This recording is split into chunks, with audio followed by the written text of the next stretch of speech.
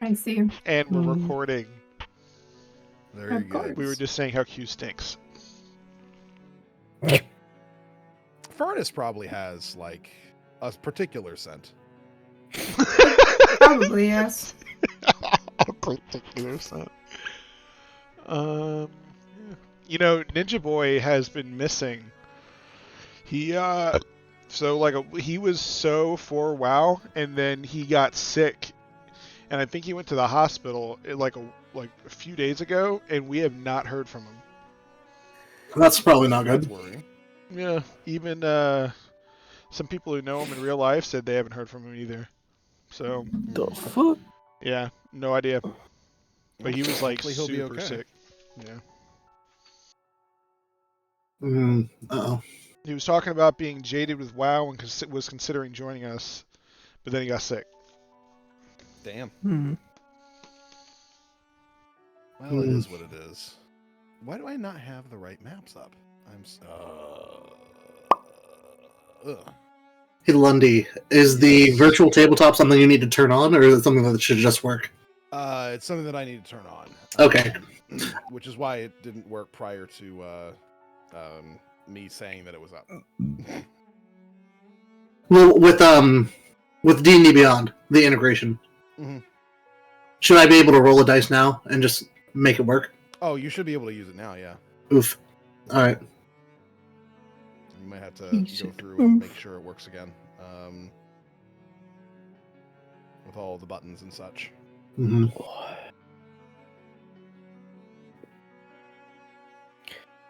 Maybe refresh a bit. What the fuck was see the if that does voice I anything. gave sick? I gotta go back. There it goes. Okay. Yep. I can't. Now you do got it. shit working. I thought about doing a voice, and then nope. I thought about doing a voice, and I realized my voice is a voice. Mm-hmm. That's true. It's a very distinct voice. Aha! I remember now. Yep, there it is. Here we go. There's Miss Frankie. there's sick. Howdy how! It's an interesting voice for a rat folk, for sure. I love it. I love all Alright. of you. Aw, thanks, Hippo. I love We you love more you than you too. know. I consider all of you really, really, really good people. Well, I appreciate that. I do what I can. So let's see. Last time, you guys were, for your own individual reasons, approaching the town of Conquer, a very, very old town that was around for the foundation of Oridon at large. Apparently, they were celebrating their centennial anniversary, enjoying the fact that they've been around for 1,000 years. Not an insignificant accomplishment for any small town. When you arrived, you know in various different ways, you had found that the place was already set up for a number of different celebrations. Streamers everywhere, very colorful sort of decorations lying amongst the various different homes and buildings and such. Nice little town square for people to kind of gather around in. Lots of different stalls with selling all sorts of different interesting foods. And individually, you guys began to partake in the local economy of sorts, kind of enjoying what they have to offer.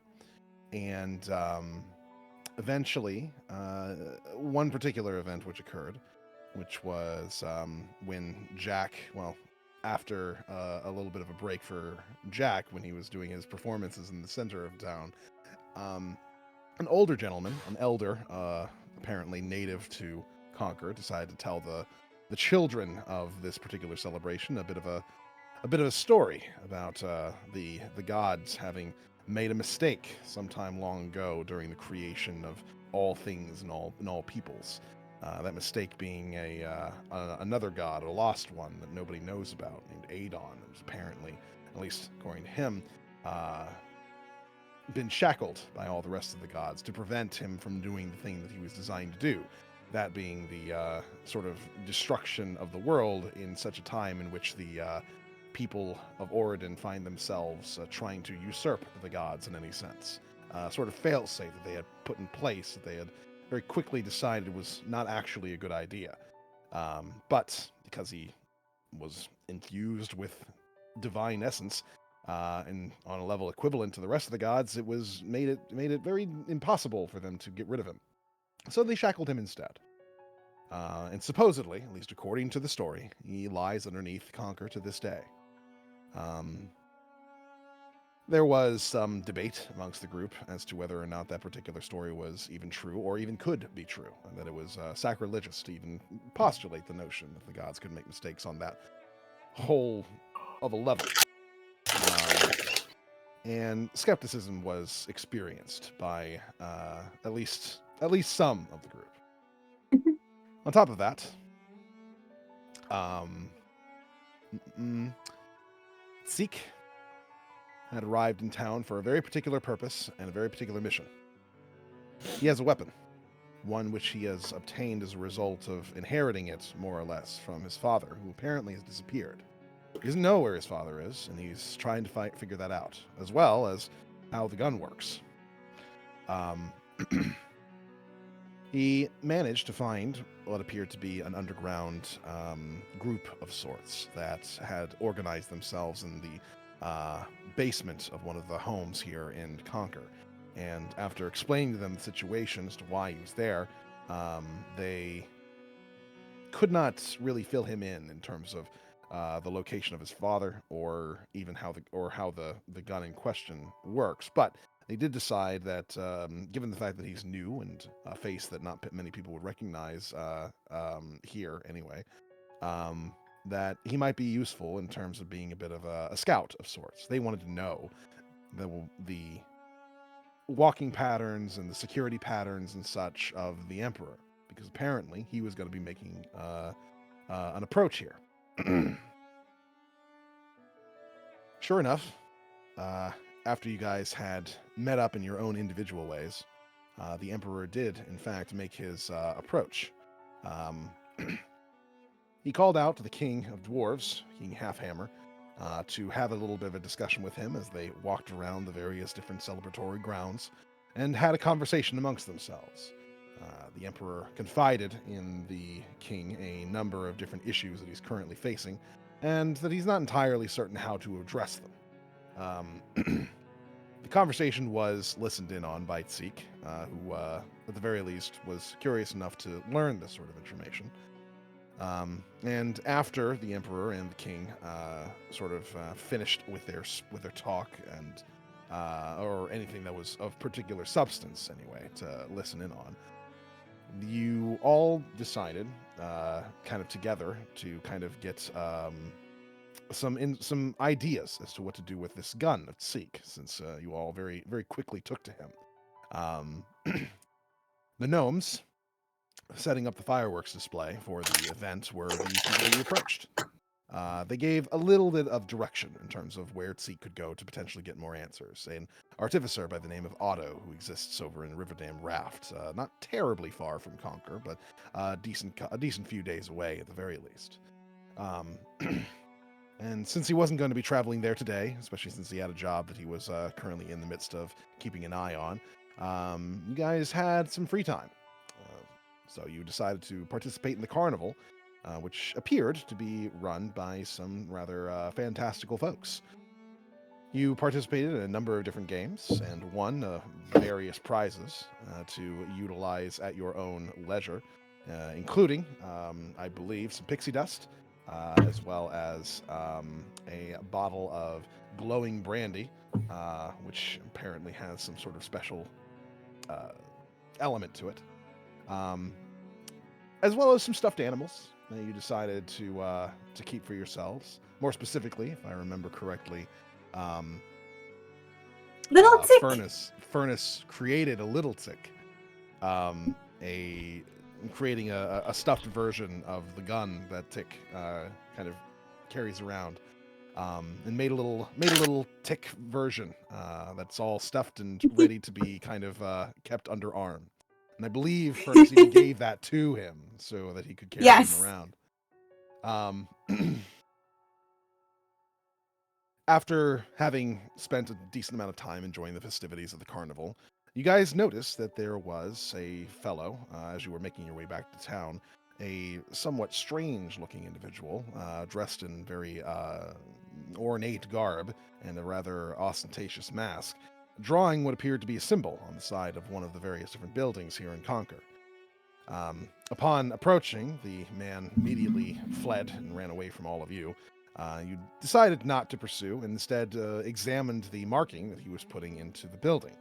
You found that the marking had a number of different potential elements to it, which your analysis led you to believe that it might have been some sort of ritual marking for potentially some sort of offshoot of a thing called the Philosopher's Stone, a rather well sought after gem in artificery and alchemy in general. You didn't really know what to do with this information, so you decided that it would be a good idea to, at the very least, lean in and watch the fireworks.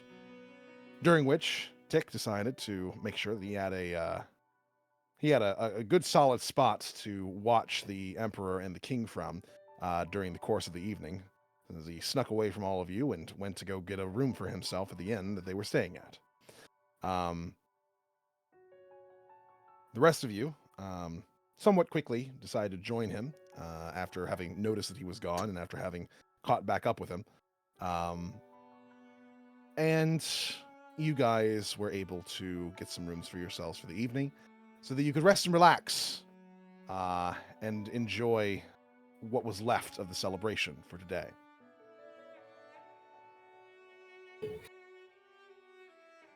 You guys end up being... Well, before I go into this, I'm sorry, is it Seek or Tick? Tick. Tick. Got it. You have more or less come up with the information that you've been hired to get. You understand the guard route. You understand the different setups that are in the inn itself, including kind of like the way in which like a singular guard is put on each of the floors of the inn to kind of watch the various hallways. The front of the inn has a number of guards, both for King Halfhammer as well as the Emperor, that are kind of standing in front. So you're pretty sure this is all the information you can possibly get in terms of what they were asking for from you. I mean, it's not like they were asking for, the Emperor's colored underwear or anything like that. So you're good to go in terms of reporting back to them if that's what you'd like to do. Probably a good idea to do that then.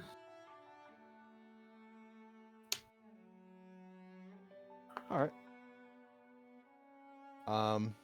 Now, since the rest of the group has caught up to you and they've decided to stick close to you, are you trying to sneak away from them again?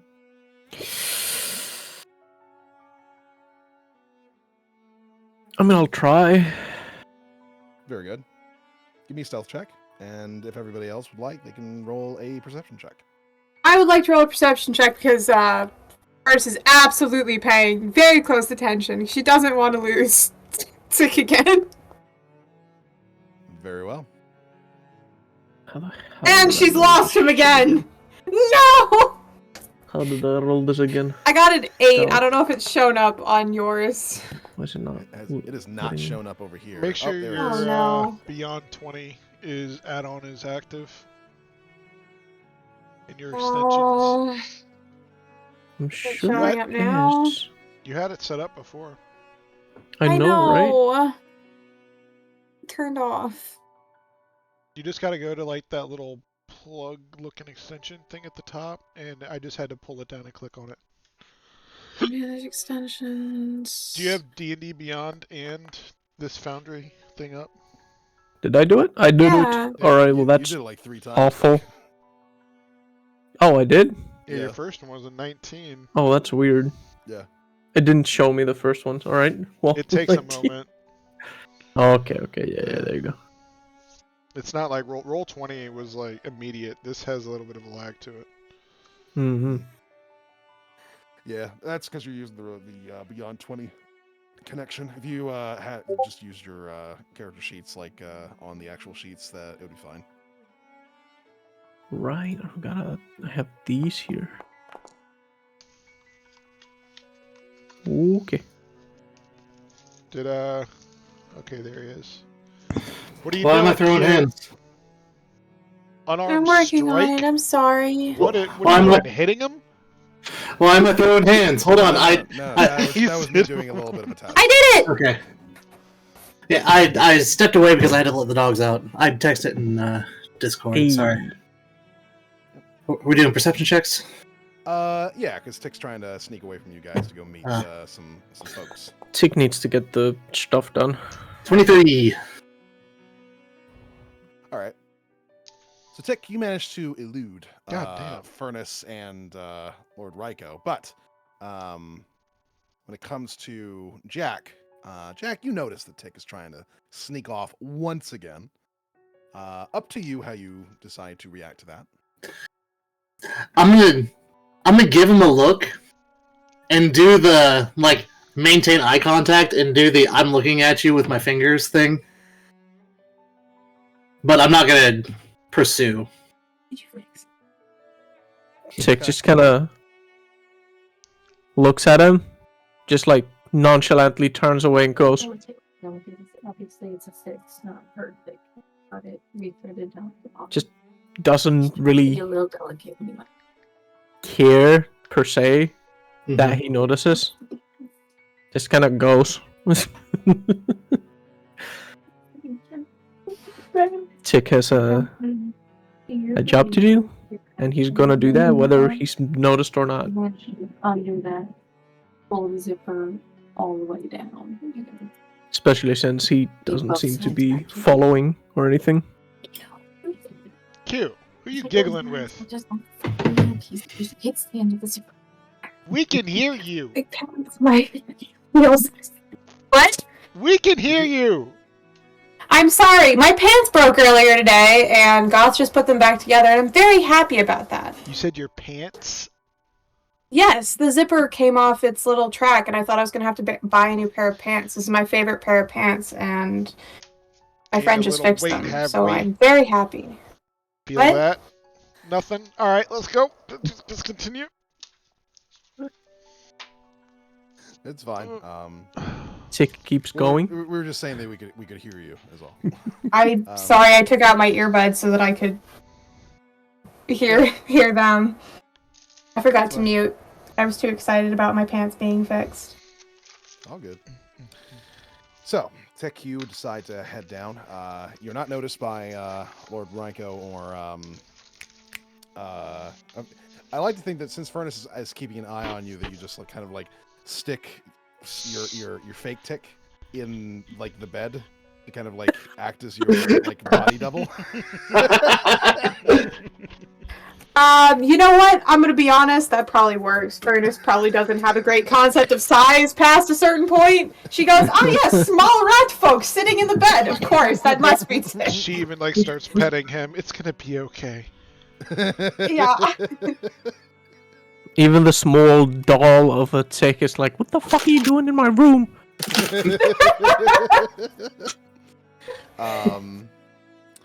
So you head down into the cellar where you remember the secret entrance was. You head over to the lever that opens up the central sort of large barrel of, large fake barrel anyway, that opens up into the secret entrance. When you head inside and you go through into the sort of secret meat spot of sorts, you are greeted with a somewhat macabre situation. There are a number of people here who have been, it seems, knocked to the ground. A fight has occurred here, and nobody's moving. Do I recognize any of the people? Maybe someone I saw before? Sure. There are at least all the people that you kind of like got a little bit of a glimpse of the first time that you came down here. They are still here, but they are now on the ground, and they appear to be rather limp, including the fellow who gave you your job in the first place. The fellow, do I see any signs of movement? Is he breathing? He is not. He's not breathing. That's great. Okay.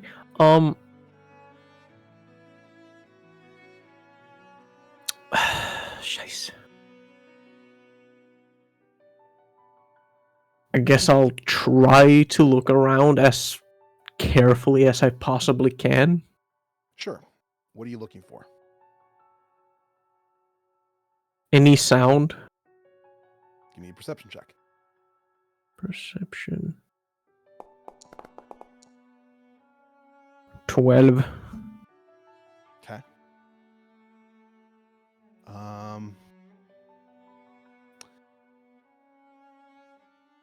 Let's see.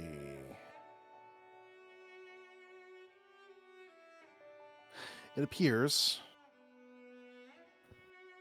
that there is a person who has managed to escape this little slaughter by hiding behind the sort of pseudo bar here in this in this secret clubhouse.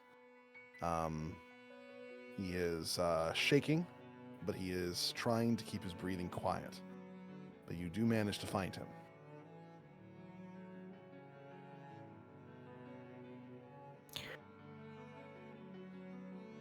When you come across him, he kind of looks to you, and you see that he is quite a bit on the younger side when it comes to the recruits here. Probably maybe a human. I mean, it's difficult to tell age and other species, but probably a teenager, if you had to guess. He looks to you when you kind of come around the bar, and he kind of jumps a little bit, but like keeps a hand clasped over his mouth to prevent himself from making a scream. Tick just kind of like puts a finger on his mouth to keep quiet and sneaks closer to him.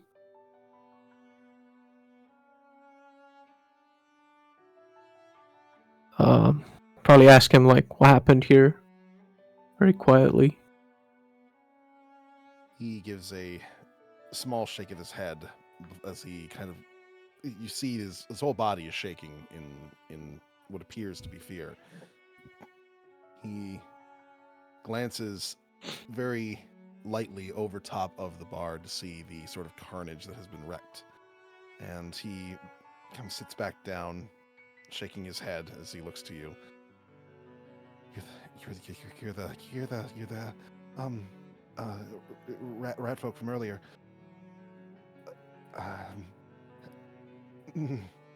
Glad you weren't here for this.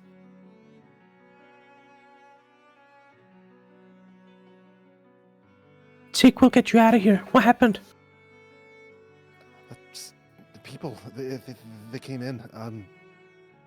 Not many. Just a couple. It was like a cat woman of some sort. She was dressed in robes, and a couple of others. I think one was a drow, and a dwarf. I think. They came in and told us to leave, and Brock, the leader here, he told them that we weren't going anywhere and that they could piss off. And the cat woman, she just kind of held up a hand, and just everyone started going flying, just like an explosion.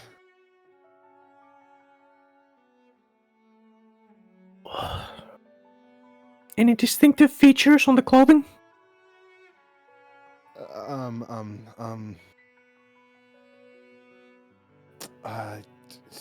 Like I said, all three of them had necklaces on. Same one, matching ones. What did the symbol look like? Tick just kind of like takes his notebook out and gives him a little flint to quickly doodle in there. It's an oval with like a ruby in it. I think it's a red stone, with a top and bottom, with metal chain links.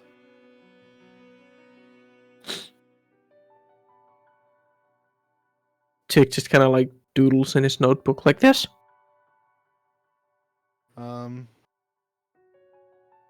You manage a. I mean, are you skilled in drawing at all? Is that like a thing that you know how to do?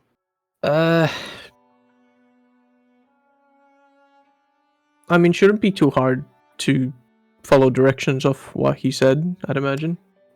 Yeah, and I mean, if you just go based off of like the basic notions that he's giving, I mean, you're not going into detail here, but you draw like an oval, kind of on its side, and or rather like from top to bottom, like the tips of the oval, going up and down, a bar up top, a bar below, and then kind of like just two strings like emerging from it to indicate the chain. And when he looks at it, he gives a nod. Yeah, basically like that. Okay, thank you. Let's get you out of here. Kind of like... Where the fuck am I gonna go? The way I came from. There was no... After that.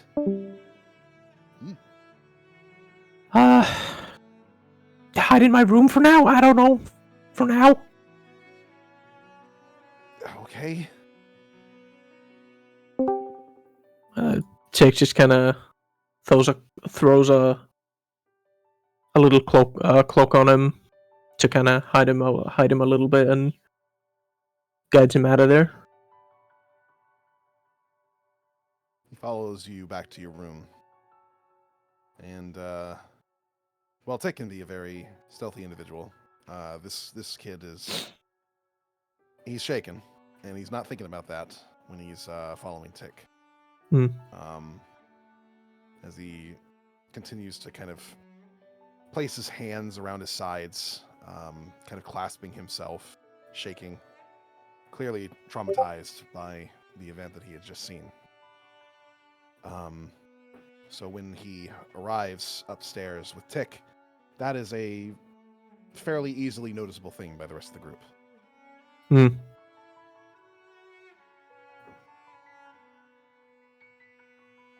That is fine. Shit went already sideways, so... Yeah, unfortunately. I'm gonna cock my head a little bit and kind of stand up and walk over to them and try to glean information, see what happened. Who the fuck are you? Don't worry about them. They're with me. You can call me Jack, and I do a very deep bow. A very, very grand bow. I'd like to mimic with him and kind of like bow after he does too. Furnace is going to clap her hands together and go, "Oh, Tick, is this one of your little friends?" Fucking, I barely know the guy. Well, that's okay. We hardly know him either. You're welcome here. They're a bit weird, but they're good. Yeah, you're telling me. I'm not weird. I am very normal. We're all friends now. You're all freaking huge. Maybe you're just tiny. Right? You ever think about that? I mean, Yeah. Yeah, maybe. I mean, I'm only 15. Jesus, kid. I was going to say, yeah, Furnace starts doing the math on her fingers and goes, "Ooh, don't you think that might be a little young to be dragging along on one of our adventures? No offense." Well, I pull my own. I'm good at, fetching things, finding things. Right. She's going to slowly slide her eyes over to Tick and just kind of like cock her head to the side. Like, are you sure? I mean, like, if you want to keep him, we can keep him, I guess. But Goodness, that's a child. I don't know. He looks distraught. I don't know if he'd be good. Maybe as a Keeping him roadie. safe for now. He could definitely be a roadie. I have some equipment you can carry. Hold on. We're keeping him safe for now. Just kind of Well, guides him to his room. Brings him some food. Wait, what instruments does he play? No, you guys don't see the guy anymore. It's in Tick's room with a bit of food to just relax. Furnace is following after just like the kind of like where like does he need anything? Do you need us to get him anything? Is he all right? You want food? That's a little Water? pale. Water, of course. I wouldn't say no to that. All right. Tick just kind of sends him to the room with some food and water. Just take some time to relax. Get your head together. We'll be there in a few. I mean, you're kind of coming off a little creepy.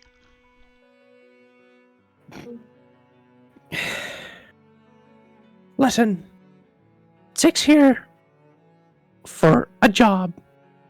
That's all the information I'm willing to give him for now. But shit went south. Does any of you remember this kind of necklace? Tick just kind of shows everyone the little doodle of a necklace he made and asks if anyone's ever seen such markings. Can I do a history check to see if I've seen anything like that? I was gonna say, can I do a history check as well? This would be an Arcana check. Ooh, I can do Arcana. So if we're not proficient, we can't roll? Correct. It's very specialized knowledge. If you What if we're half proficient? then you can. That's Yes. such a cheating thing for this. 13. That's bards for you. They cheat. That's kind of what they are. I'll have you know, I've never been caught cheating, not once. Okay. Bards just kind of say words and people die or things work out. So yeah, you think about it for a little bit here, Jack, and you look at it, and it's clearly a rather amateur drawing, all things considered. But the way in which the oval is shaped and the sort of like two sort of bars over top of it, clearly meant to lock in the gem. So the gem is very important. You've kind of seen something like this before used by people who are fairly high up when it comes to all sorts of different types of organizations. I mean, it's not really like indicative of any one individual type. These are sending stone necklaces.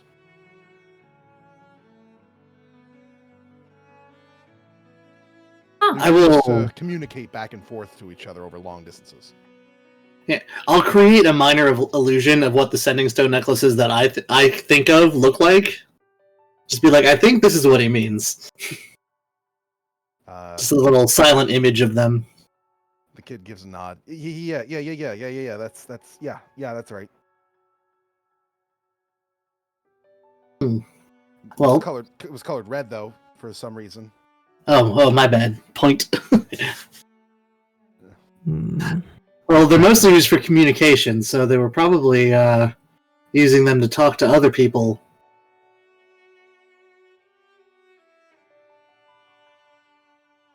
Let's just say these people with these necklaces made lots of bodies. And I got the kid out of there. Mm. I don't know if they didn't notice me or if they didn't care. Either way, it's better you got out of there.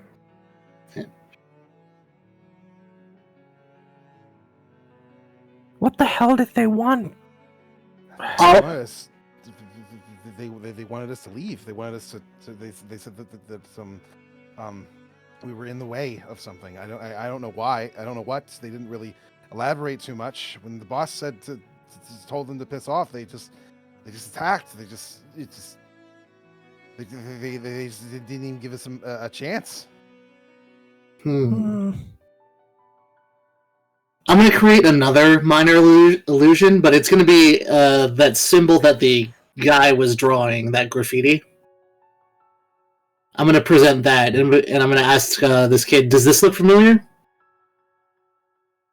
He looks at it and kind of winces a little bit, trying to get a good look at it, and he looks like he's kind of struggling with something in his head.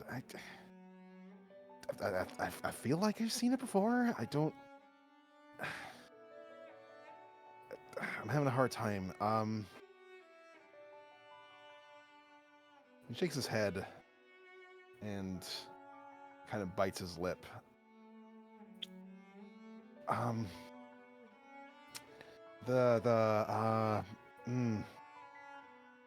The cat lady, her robe, when she turned around to leave, I caught a glimpse of it. It had a big version of that.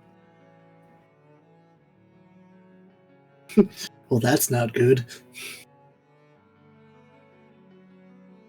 Did any of them have masks? No.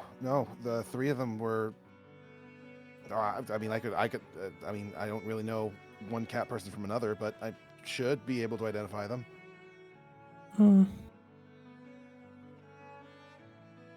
Did they leave after they went down to your spot? Not immediately. Once they killed everybody,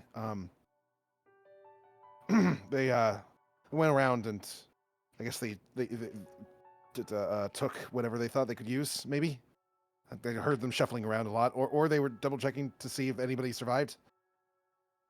Well, if we were double checking to see if anyone survived, they would have found you. Yeah, I guess. If Maybe they were looking wanted for to leave survivors, they someone were. to spread the story about what happened. That Probably is not. always a solid tactic. Spread Or fear. not. Even if that were the case, I don't think it would have been a kid that doesn't know any better. Well, the kid wouldn't have any politics or anything. He would just say what he saw. Yeah, to who? Well, Us. people. I mean, I don't know. Look at what Furnace is doing. All concerned, wants to hear about what happened to the boy.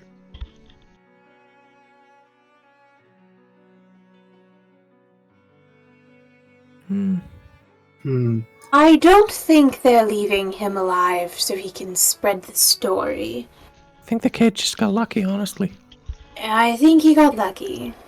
I think we should go investigate to see. I don't think they went down there searching for something. Well, I think specifically when they were going around checking everyone, did they verify you were alive and decided to leave you alive, or did they just not see I you? didn't see if they saw me. I was just my eyes were closed. I was ducked behind the counter. I don't know. So they just missed you. It's not like they knew you were alive and then kept going.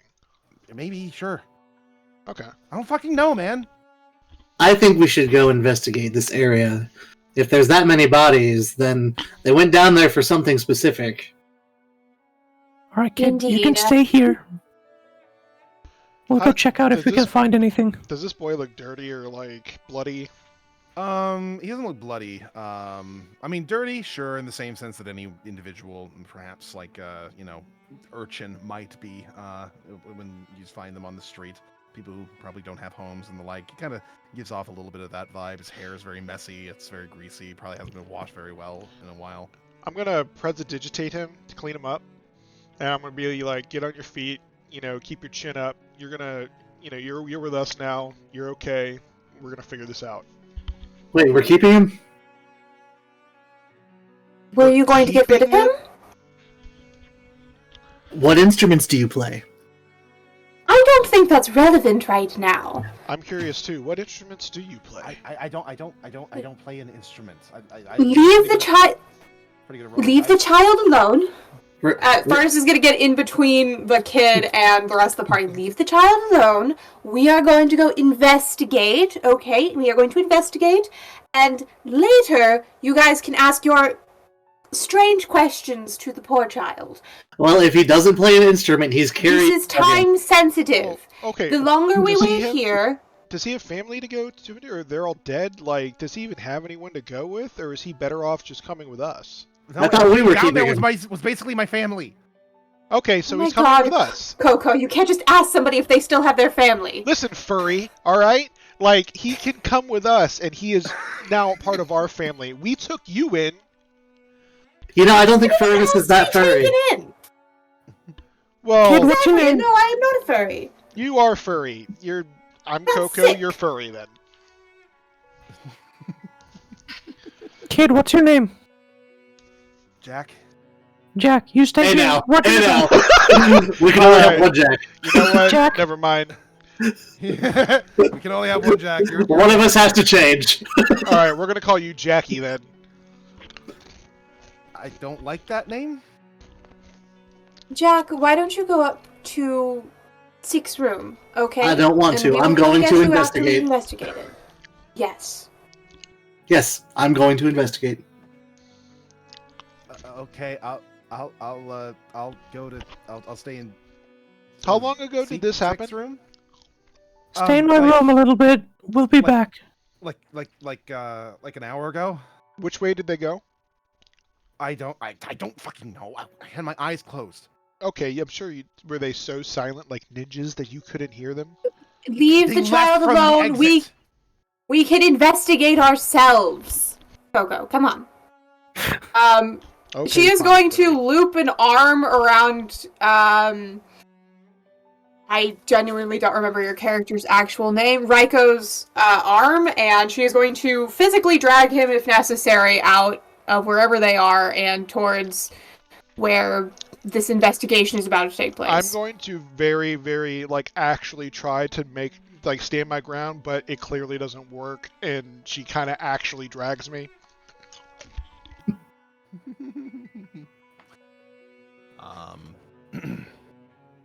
He's young enough. I could teach him an instrument. Exactly, you can teach him. Jack, we'll be back. Head on to the room. The fucking chick just kind of. Why do I have to leave? No, not you. Yeah, I mean, I don't got anywhere else. It's not like I got anywhere else to go. So sure. Kid, there's some snacks in my backpack. You can have them if you go there. Okay, well, what are we calling this kid? Did We're I calling his him Jack. name? Definitely not Jack.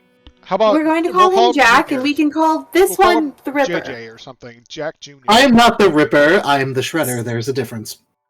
Yeah, Okay, my bad. We can call you the Shredder instead of Jack. well, The kid has more Jack vibe. Look how young he is. Jack is such a young name. We can call him literally anything else. We already You're have a right, Jack we can the call- Shredder. I'm gonna call him Ben. Jack, what's your middle We're name? not calling him Ben!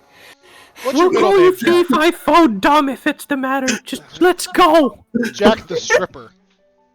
I am not a stripper. Not you, the 15-year-old free. child. That's probably not good Child the either. stripper! I've been to the city, I've seen things. I assume that we are headed towards the location we're supposed to be while we're having Yes. this conversation. Y'all are bickering. Tick just While gives the walking, kid yeah. the fucking key and then just starts going without all of you. Y'all are just Hey, following. What Tick is while your middle bickering. name, Jack? I don't. What do I look like? A noble who has a middle name? Okay, Don't what's your listen last to them. name? Just go to the room. What's just your ignore surname? them. You're Jack what? He deigns not to answer your question and head into Tick's room. Thank Alright, we're gonna call you Peasant from now on. We're not calling him that! Why are you so mean? Come on, Jack the Peasant, let's go. I'm calling him Ben. He's going to the room, okay? Ben the and peasant. You are coming with me. And she physically grabs Raiko and again is dragging him away from the child. Why are furries so strong? Why are birds so? No, I'm not going to Light? make that sense. I am a child of God. Handsome? Correct? Charismatic? No. Neither of those words. Light as a feather? Insensitive. Ooh, that one. Oh, that was a big word. Okay, I'm not the one asking him what instrument he plays after his family was murdered. It's Yeah, important no, to you were know. asking where his family was after they were murdered. If he's going to be part of Congratulations, the band, twice the fucketry. If he's going to be part of the band, he has to play an instrument. Otherwise, he's lugging luggage. There's no band. You are the sole person that plays an instrument. Yes, I'm the soloist. I get it. Exactly. That's not a band. It's okay. You guys will learn. We're a band of No. brothers. Anyway. So you guys make your way down. So, Furnace, what instrument do you play? Oh, I play the cello, okay? It's not a full band Ooh. like yours. I don't know. I've heard some nasty cello in my time. Honestly, that's what I would have guessed. When you arrive down in the basement of the inn, and you are shown into the secret entrance via Tick, kind of like opening it up more or less for himself. You guys are just kind of following. You are also subject to the sort of sight of what has to be at least a dozen people that have been strewn about this particular room that's been set up, tables that have been smashed into pieces, people who are kind of like limp in their chairs, almost as if like the life has been drained out of them.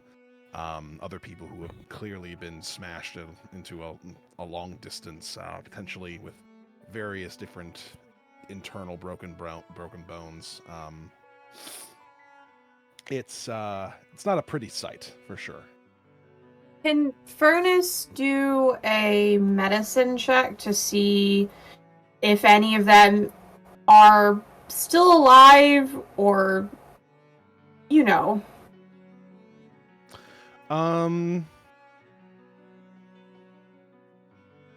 You can do a medicine check, I'd say. I mean, I'm not sure if you'll find out that any of them are still alive, but you might find something of use. Yeah, anything. She's just trying to, probably under the pretense of trying to see if any of them are still alive, but if she learns anything else in addition to that, that's cool too. While she's doing that, I'm going to look around to see if I can't find any markings that were left behind. If that is okay. You may. I'll ask for an investigation check on that front. Now, Furnace, in terms of this medicine check, I will tell you that while you don't find out that any of these people have managed to survive their encounter with whatever caused this devastation, you are able to determine at least some causes of death here. It appears that at least some of these people have been hit with a rather heavy, blunt-forced instrument. So at least one of the killers here is fairly skilled with either a not given the markings, not a mace. It'd be more like a hammer that's been hit to them. Well, I would assume she's familiar with warhammers. For sure. It's definitely a warhammer, which,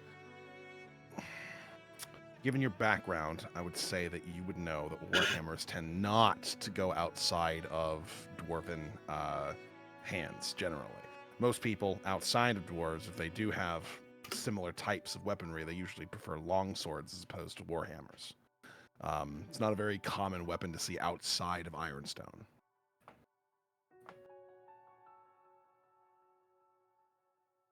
All right.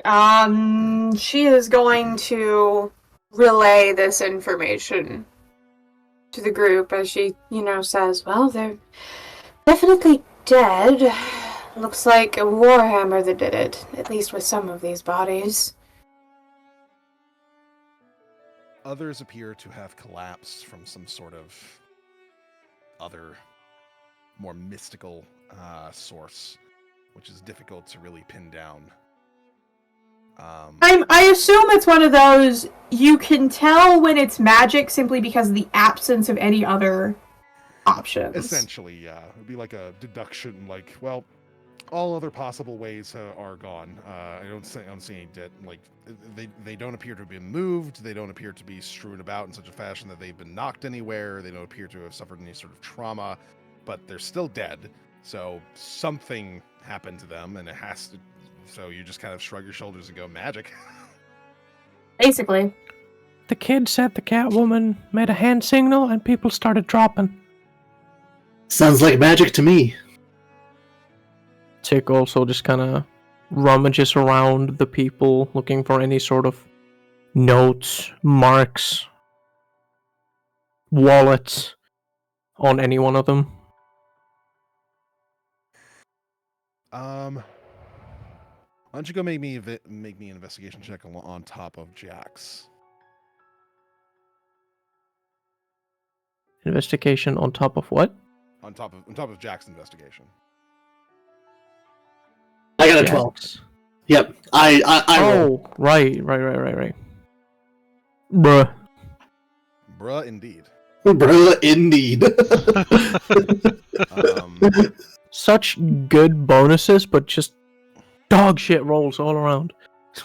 Can I try a roll on that, or have I already done my roll? I mean, you can, if everybody else has kind of like failed to manage to find anything. Can I kind of lawyer for something here? Sure. So I'm not going to be able to participate with any of this shit like for the entire campaign because I have very few proficiencies. Would I be able to participate if I took a negative effect to it? So you already take a negative effect in the sense that you do not have your proficiency modifier in various different skills. But at least I'd be able to participate. Yes, so any knowledge skills, so history, arcana, nature, medicine, religion, those sorts of things, if you're not trained in them, you can't really roll Not on a them single because one of them. It's specially trained. However, when it comes to just like investigation, perception, stealth, sleight of hand, acrobatics, athletics, I'm deception, proficient persuasion, in all of that shit. you can do you can roll any sort of physical like activity more or less. It's just you're not as good at it as somebody who is trained. All right, I'm gonna need to go buy some pom poms.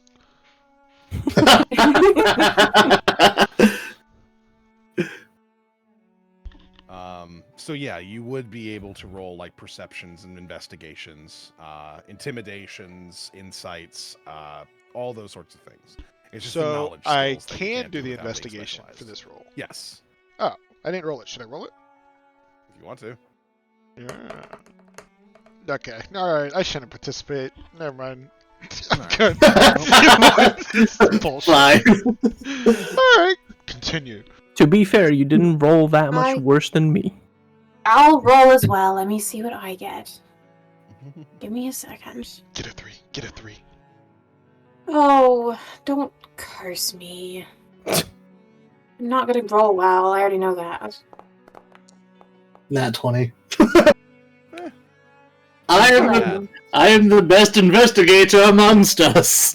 That's a better roll than I did. So Jack the the unfortunate thing is that it seems that I mean, you guys kind of look around, but as Kid Jack had mentioned before, it seems that these guys have been stripped of at least anything outside of them that's like obvious of anything that might be of any particular use. Nothing seems to occur to you. You don't seem to notice any sort of like hidden bulges anywhere that might hide some sort of like extra equipment on them or anything like that. Can I Mhm. to say, can I do a specific investigation, or even if you don't let me roll, can I look to see if there are any specific like documents that are missing from here? Any like just anything that's been obviously disturbed in a way that looks odd. I know this place is a mess, so I probably won't be able to find or distinguish any change. But any obvious like secret compartments that have been opened and emptied.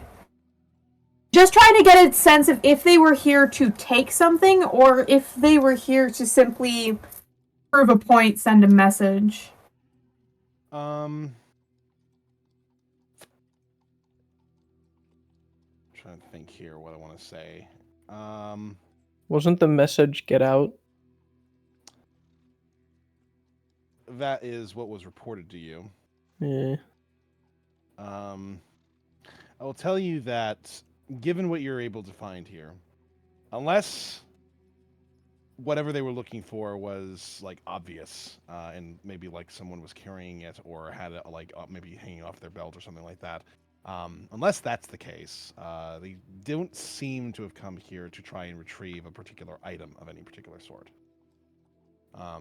Which would lend credence to the notion that they were either trying to send a message to this group, or that they just wanted them out of the way for some reason.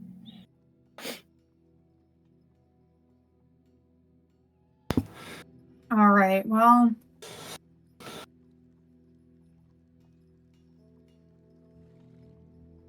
Hmm. in that case, Ernest is going to look to Tick and say, well, I suppose you knew them better than we did, even if, or briefly. What exactly is the policy on retribution? I don't want to step Well- on any toes. Not much retribution here, it looks like. Well, no, obviously they're dead, but I was wondering if you now have a burden of revenge that you have to go carry out or anything. To be fair, I only had a job from them, and now I don't need to do that. But Hmm. it's weird. I don't like it.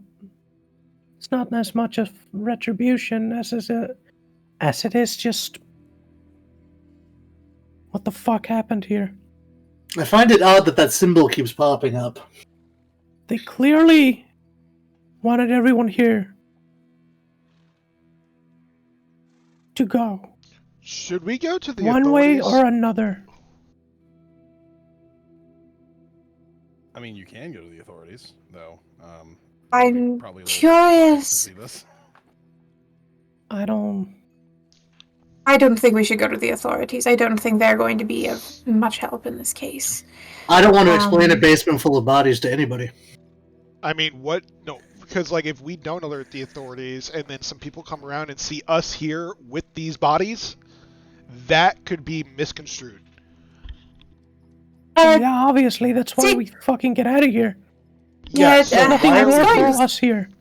so looking at these bodies, are we able to investigate these bodies to see if there's any kind of evidence on like certain weapons that were like something that we can Yeah, just tell? I already did Warhammers that. and was magic. done. That was done. Yeah. Yeah, I Warhammers already and did magic. that. In like I- not a magic I'll- way though. No, one of them was a warhammer. Some of them have been hit with blunt force trauma. Some of them have been stabbed. I would add that as well. You would definitely notice that. And some of them seem to have been perished due to what appears to be some sort of magical source. And these were all by Tabaxi. No, there were multiple people. Yes, But we there was a don't- we- dwarf. Have you not been paying attention? No, not very well. I can tell. I have So, issues You will with need to that. get better about that. for now, we're looking for a tabaxi and a dwarf with the symbol. Yeah, I think we should split. What We should was split up it? in Like a philosopher's stone, right. something like that. I think we should split up and search around town, see if we can't find any any suspicious characters. Maybe. Hmm. Maybe we should use the buddy system. All right. Tick and I will go and look, and then you and the shredder will go look. Jack. Jack, his name Now, is Jack. before we Well, do we already this, have a Jack. we need to figure out what to do with the kid. He can't stay in the room forever, I mean, both of you. Can Look. ride and on he has their nowhere to shoulders. go. Look, we're going to have to keep him. I don't know what else. Just like until we have somewhere safe Is- to put him. Is there not an orphanage? A temple? Isn't that what you do with kids you don't want? The temples I would trust to take care of a kid are a long way from here. Let me. If we're going to leave him at a temple, I'm a noble. we will have to go travel to Ironstone. Is me being You're a a noble, have noble? any? Yeah, He is a lord. Lord Ryko. Right. Well, I So- never actually got the Lord part technically, so Tick wouldn't know that. So, like, is there some kind of a pull I could do to make sure that he like stays somewhere nice? If you're a lord, I'm sure you have houses and shit.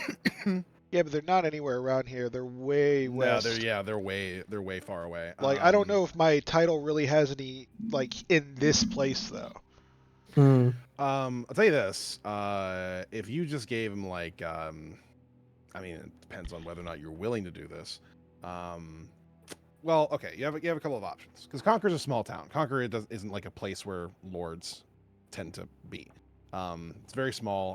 They have like other places that they report their taxes back to. They kind of like send runners out to kind of like send that sort of stuff out.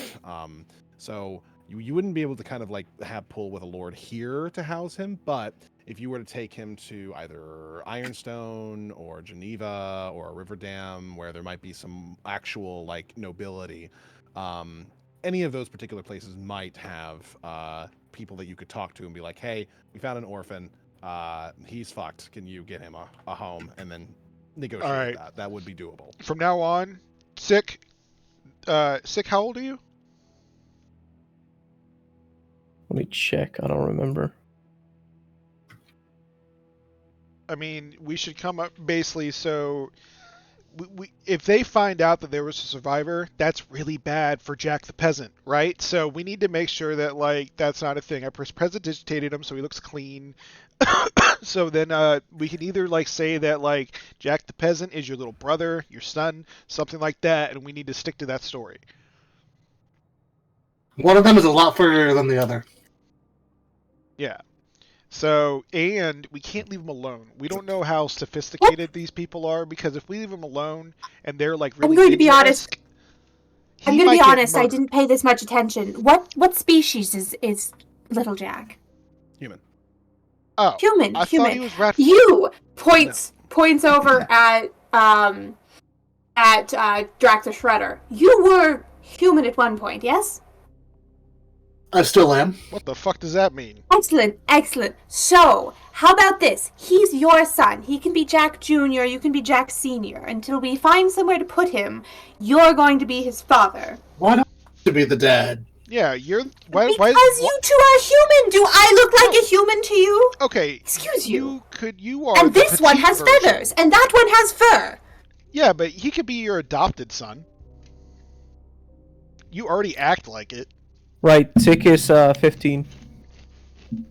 Oh, so you are brothers. You both got adopted by Q. Did not adopt. Sorry. Rat folk Tick are is adults clearly- at 10. Yeah, I was going to say, Tick is clearly a fully functional adult. I am not going to adopt a fully functional adult if he does not want to be adopted. Also, I am far too young to have a child. Kids are horrible for a rockstar image. Yeah, I got Okay. I got things, goals I need to try to like achieve. You know what I mean? I got a lot of things to do. So That's not true. Fine, Half of them are fine, he dead. can be my adopted child. Can we please stop arguing about this? We Yeah, have no. more important things to discuss. yeah, we're done. Half of the rock stars are deadbeat dads anyway. See, he would be viewed fit right in. I think that's what Jack But was it's trying fine to say. because I just adopted him. You've lost your opportunity. He's my child now. Anyway, Okay, well, thank God. You know, I mean, we yeah, need you to. stole that from us. Yeah.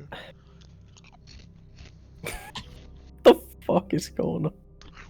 I don't know, Tick. I don't know. I think she just Can wanted we to get like the feel like child she to won the send argument. Of course, I won the argument. I always win arguments. Don't be silly. Okay, case in point. Anyway. All right. Okay. Come on, Feathers. We're gonna go ask around town to see if anybody has seen suspicious people that look like those people. All right. Okay. So, all right. Okay. Feathers. All right. So we're sending the kid somewhere, right? We're No. going to have to wait on that. We can't. We are Somebody sending needs him. to stay with him. I'm taking Raiko and I'm leaving. All right, I'm All right, taking. you run I'm taking away. Tick. Make sure he Yeah, I'm doesn't die. It would be your fault if he does.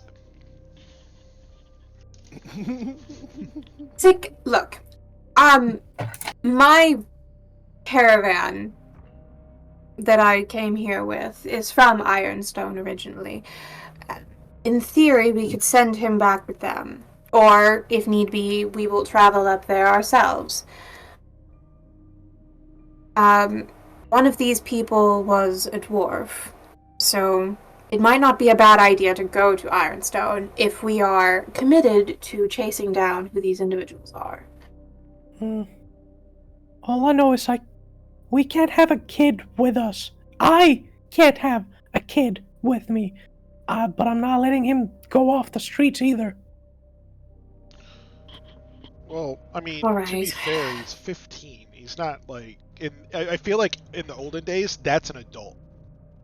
How about this? You would like to go off on your own and start looking. That's fine. I'm going to go get the child, and I'm going to take him back to my caravan and tell them to look out for him. For now. I'm sure they'll be able to put him to work. He might even earn some coin for it. And they're going to keep him safe.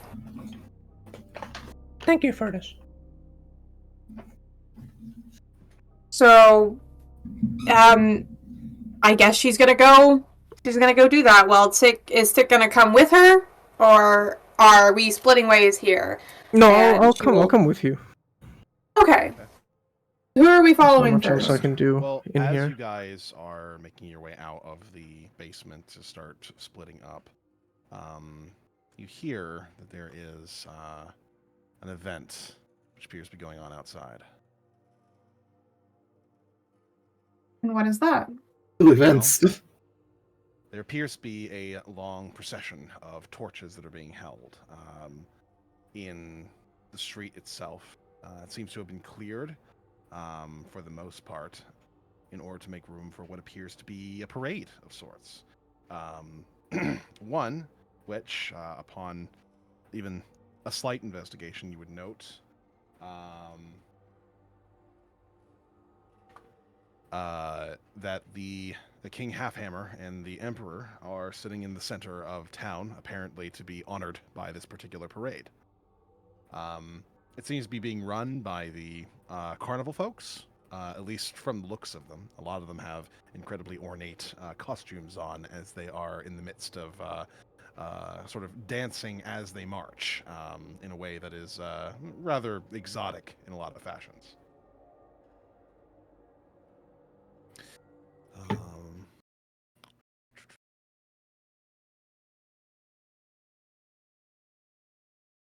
The music that they play is somewhat foreboding. It's almost like a chanting that they seem to do, as well as some very steady drum beats.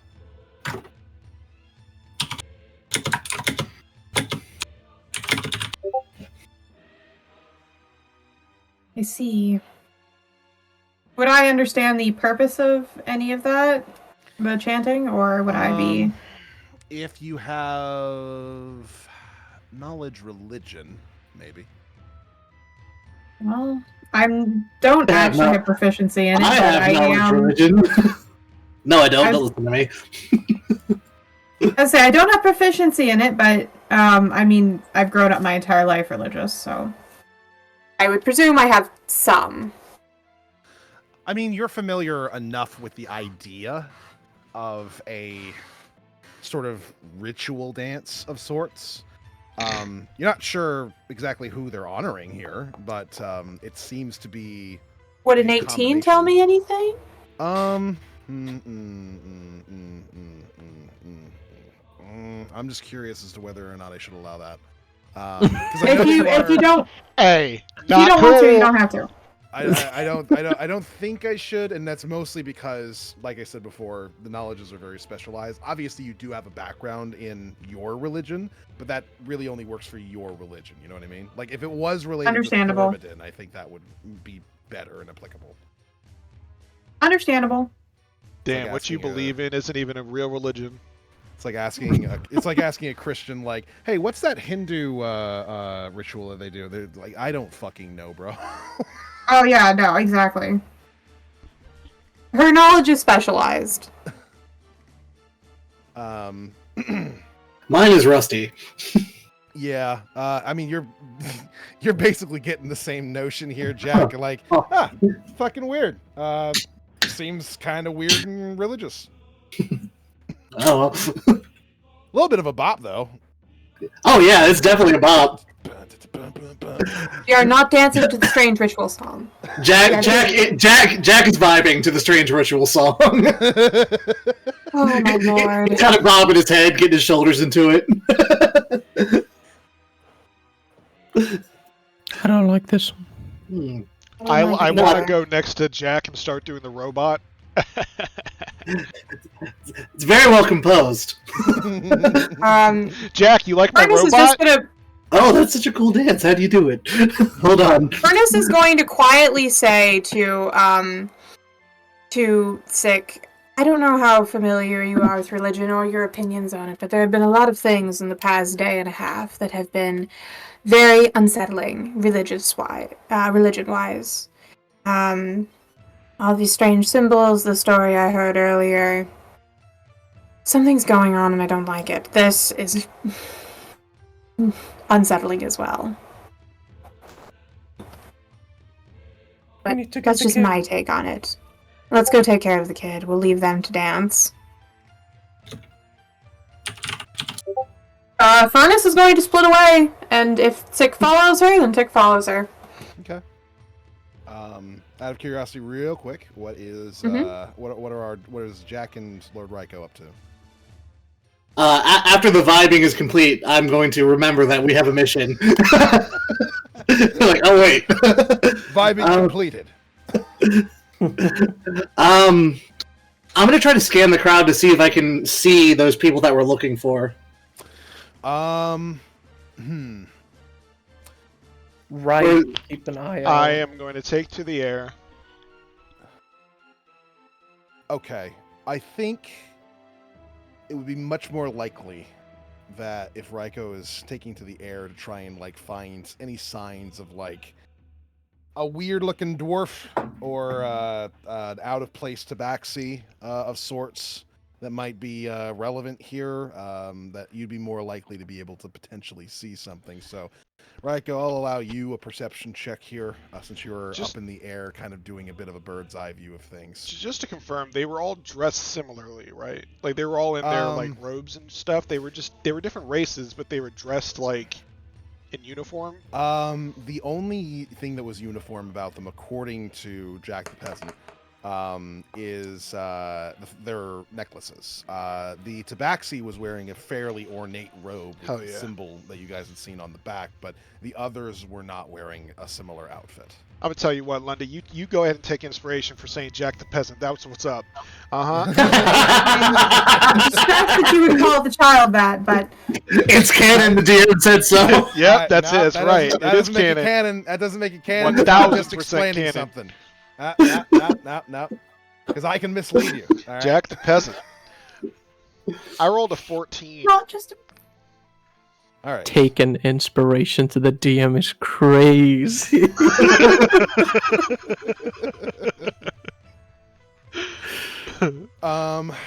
Okay.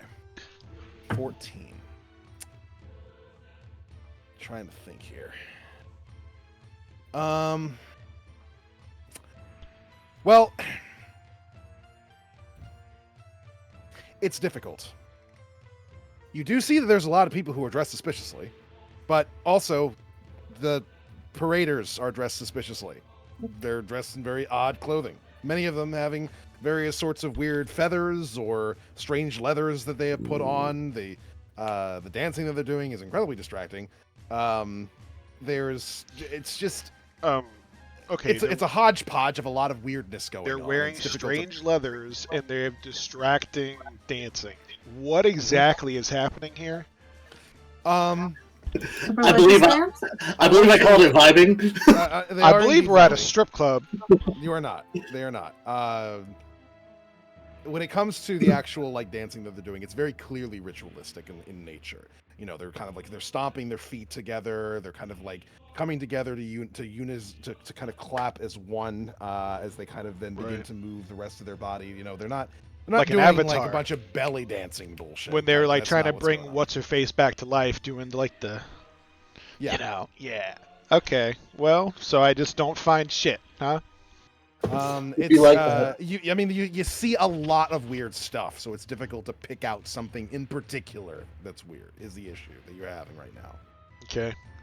You do note that there are a lot of people who are around the town square, around King Halfhammer and Emperor Valerian, who are holding what appears to be torches that have very long black cloaks and hoods up, though those just might be a part of the parade.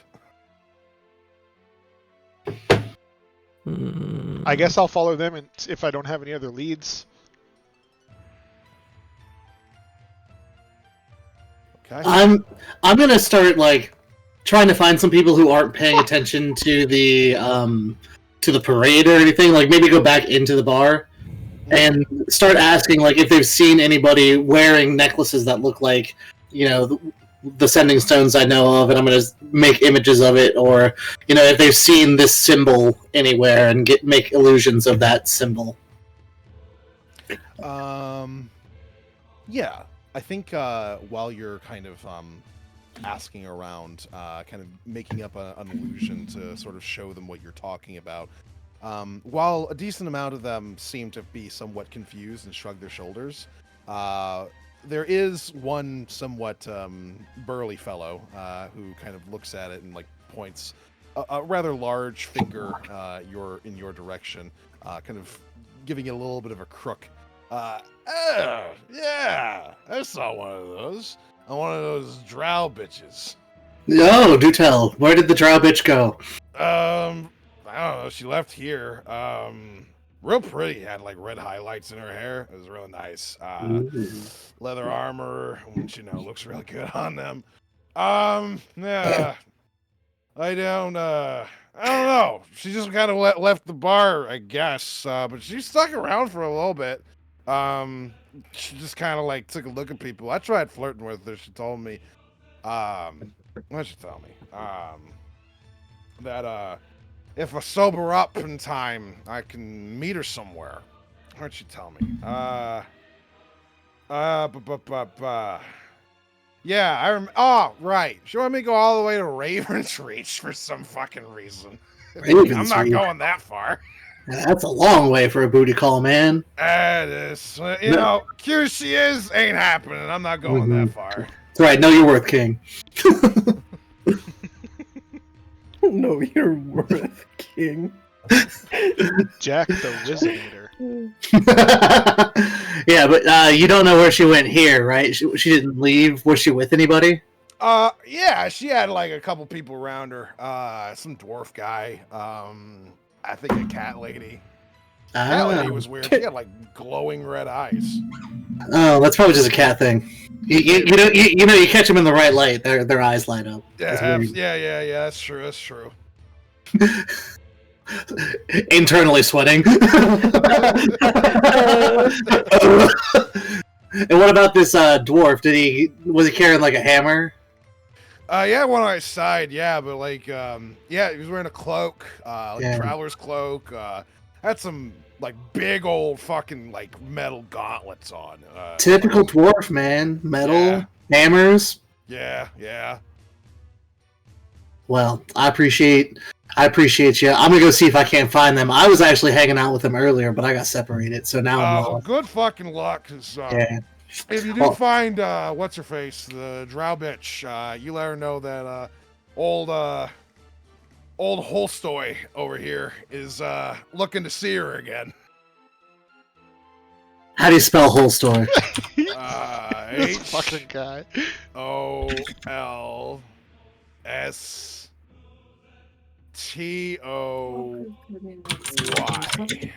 Got it. I'll let her know. Mm-hmm. Alright. Well, I'm gonna look. Do you know which direction they left out of the bar? So I can start heading that way? Yeah, it went out the front over there.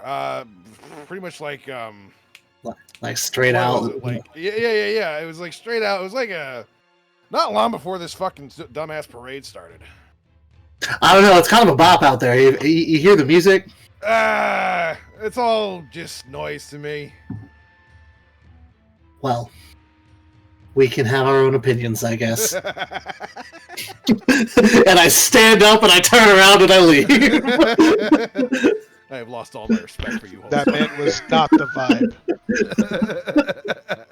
Well.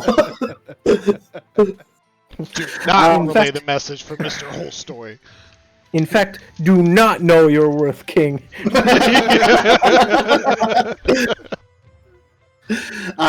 Yeah, but I'm gonna start trying to maybe see if I can't see any red highlight hair, like white and red hair. Hooded dwarves walking around. See if I can't Mhm. pick somebody out of a crowd. While you do that, Tick and Furnace, you guys are going to check in on Jack, the child. So, Jack Jr. sure. Uh, uh, um, Hey, now a lot of people have said I have a kid, but none of them were accurate. None of them can prove it. You guys head back up to Tick's room, and inside, Jack is kind of like, right now he's kind of like absent-mindedly going through some of your snack rations here, Tick, while looking out the window at this like procession, somewhat confused at what he's looking at. Hmm. Hello, small Jack. We have returned. Hey, sorry, just got distracted watching this.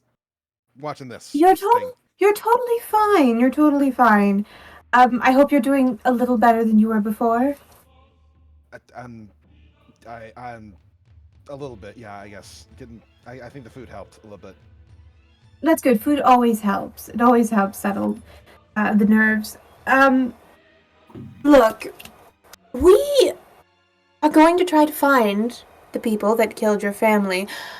Unfortunately, well, I personally don't believe that dragging a child such as yourself into such a dangerous situation is acceptable. So, if it is all right with you, I would like to take you to my caravan, the artisans that I was traveling with. After this fair is over, they will be traveling back to Ironstone, where we should be able to find you a place to stay. I don't think leaving you here stranded is the correct option, and taking you with us is liable to get you killed the same as the people you were with before. We're making sure you're not on the streets. Well, Yes. I mean, thanks. But Obviously, you are within your rights to decline if you have somewhere else you wish to go, or simply would rather strike out on your own. I can appreciate independence. However, we don't want to leave you optionless. I don't have a problem with it necessarily. I'm just like, why? Well,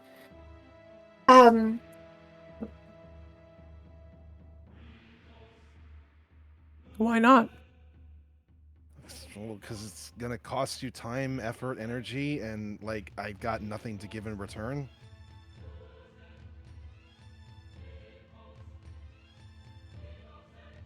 I don't remember asking anything in return. That's the thing that's confusing me.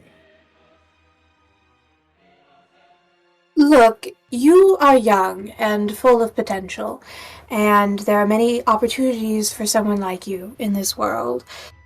Someday you might create things, great things, but we'll never know that if you end up homeless and dead in a gutter. So, we're giving you an opportunity to realize your full potential by keeping a roof over your head and food in your stomach.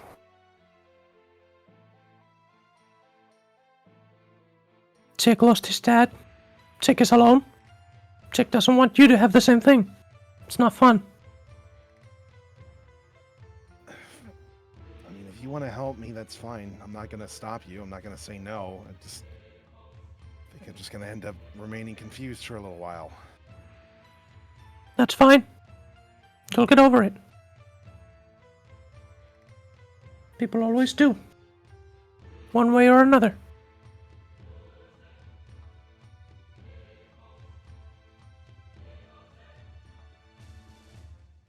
And it is okay. Just because you do not understand somebody's kindness does not mean that they are not allowed to show it to you.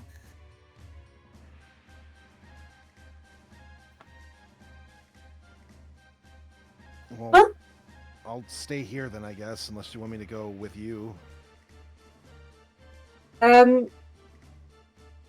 You're welcome to stay here for the time being. If Tick doesn't want you in his room, you're welcome to stay in mine.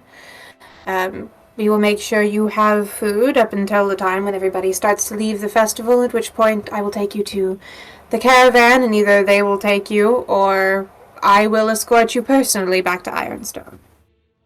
Probably better to keep you hidden for now. Especially if the, Yes. the people find you and recognize you. Yeah, just stay here for now. Until we can get you to the caravan, right? Yep. Alright. Oh. And if you need anything, just let us know. Food, water, anything. I'm good for now, I think. Okay. In that case, we have people to find. Sick. Indeed. Make sure to get some sleep tonight. And, Furnace is going to about face and head out. Our job here is done. Very good.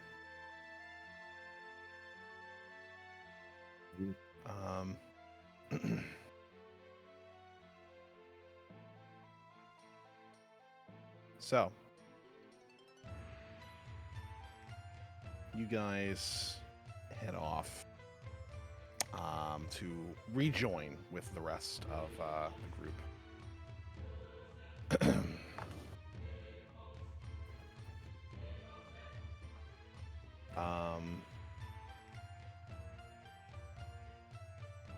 While you are joining back up with Jack, I would say, since, well, Lord Ryko is up in the air at the moment, so rather difficult to rejoin with him. Jack, you are going to be rejoined by Tick and Furnace during the course of your search, trying to find any of these sort of suspicious characters. And it's getting to the point in the parade at this particular point where like the sort of floats are beginning to like make their way towards the center of town. And as a result, like these, and they're not like impressive things. They're just kind of like on top of carts, more or less, that are being pulled by some folks. Some sort of large like cutouts and like paper mache, more or less, like structures. The crowd is beginning to gather very thickly in the center of town. And there's just this good possibility that if these weird interlopers of whatever sort are going to be here, then somewhere in the center is probably going to be it, especially with all the crowding that's happening at the moment. I'm gonna lift up a hand and make my finger glow and start kind of wiggling it to try to get Riker's attention. Or Ryko's attention. Ryko, I'm going to give you two things. Number one, you actually do notice that there is a person of note near the back end of the town square, kind of standing a little bit behind most of the crowd. Appears to be a figure with very long, pointy ears pointing directly upwards, and what appears to be a feline face with smoldering red eyes, standing behind the crowd, watching onwards as the parade reaches its apex. How... Okay. Well... So, You said smoldering. What did you say? The face they were they looking directly at me, or are they just like standing there? No, they're kind of like looking past the crowd towards the parade. It seems. Okay. When I say smoldering, I mean like smoldering red in terms of the eyes. Like they're very fiery. I stealth. While flying around in the air. What? While flying around in the air. I can't hear you. What the fuck? You're flying through the air. What are you hiding behind? No, your shit was like, I don't know what you were doing. It was loud as fuck. I couldn't hear Lundy. Oh, my bad. Alright, what'd you say? So you're flying through the air, so you really don't have anything to hide behind. Well, so no, what I you come do down is- after I spot them. I come to the ground, then stealth. To So are follow. you not- know what I mean? Because the other thing that I will say that you notice is Jack kind of like waving up towards you, trying to get your attention. So, are you going to be answering him, or are you going to be trying to track this other thing? Is there a way I can basically, as I'm coming down, because he's trying to get my attention so he sees me. So I'm going to give him like a signal that basically like does like, you know, with my two fingers, like I point at my eyes and then I point the eyesight over to like where the other person is. And then I give him like the finger to come to me. So yeah, Jack, you're giving kind of like you're getting a received signal from Raiko telling you to try and make your way in his direction instead. I'll grab the other two and kind of on the way to rendezvousing. I'm gonna fill them in on like what I found out from Holstoy about the drow and the tabaxi and the dwarf and how they look. Because I just really don't want to lose like sight of this person. Mm-hmm. And I'm gonna start heading in the direction that I was pointed in. Okay. So Tick and Furnace, do you follow Jack since he seems to be on to something? Well, I have no reason not to. I'm going to leave, so as I'm following this person, I'm going to prestidigitate markings on walls that say the Shredder, and then with an arrow pointing the way I'm going, and I'm going to keep leaving these little hints as I'm like following this person so they know where to go.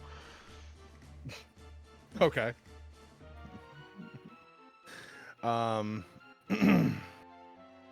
So, in terms of kind of like where you're landing here, Raiko, as you're trying to kind of like spy on this figure, are you landing? You said you're. I'm sorry. Did you land on one of the rooftops? Is that what you're doing? I think I'm going to go down and kind of like do almost like guerrilla warfare type, like stalking of this person. So like going through the aisles of places and, I don't know if I should be on the rooftop. I feel like, I don't know. It doesn't seem... Was this person moving or are they stationary? Stationary. Okay, everyone pause for a second and look at Twitch chat. Hot Mess Why? Express 38 says, whoever this Jack the Shredder is, your voice is so sexy. Yeah, I know. Oh goodness. You're welcome. I don't know. You need to have a sexy voice if you're gonna be a bard. That's just how it is. I don't know if I should go to the rooftop because how are they gonna like get to me, right? I mean, I feel like maybe once we like team up, I'll tell them I'll go on the roof if that seems like a thing. But I don't think I'm gonna be on the rooftop for this part. Okay. So, trying to fucking conceive of what this looks like exactly. So seeing that apparently your target here is not moving anywhere, you don't think that you have to actually you don't think that you actually have to like follow her at the moment, so you're just kind of like regrouping with the rest of the group, try and get them to get over there with you. Is that what you're saying? Yeah, because if I'm going to point for them to go over there, for me to like meet up with them so I can tell them what I see, and so they can see the person too, then we can like figure out what we're going to do after that. Okay. So, You guys kind of make your way through the town for a little bit here, trying to get to the side of all of the various different processions that are going on. Especially now that the parade appears to have reached quite an apex in terms of all the various different dancers and marchers, just kind of standing around, and kind of like doing kind of more stationary movements during the course of the music. I will say that because they are front and center, you would note that King Halfhammer and Emperor Valerian do appear to be somewhat put off by this. They don't seem to potentially enjoy the vibe as much. They seem a little bit confused, but they're trying to be polite about it. Like, mm-hmm. Well, if King Halfhammer is unsettled by this, that only is making Furnace feel more unsettled by the situation. As I'm sure she would consider that her king at this point. Makes sense to me.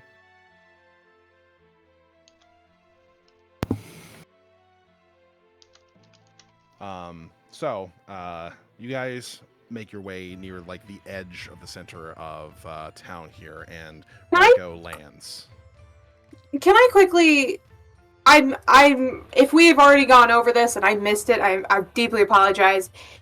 I see as we're heading through this procession, if I see that symbol that was on the wall on any of these people's clothing, any of the procession people's stuff. You wouldn't notice on any of the marchers, no. Okay. But you would notice that it appears that, how to put it?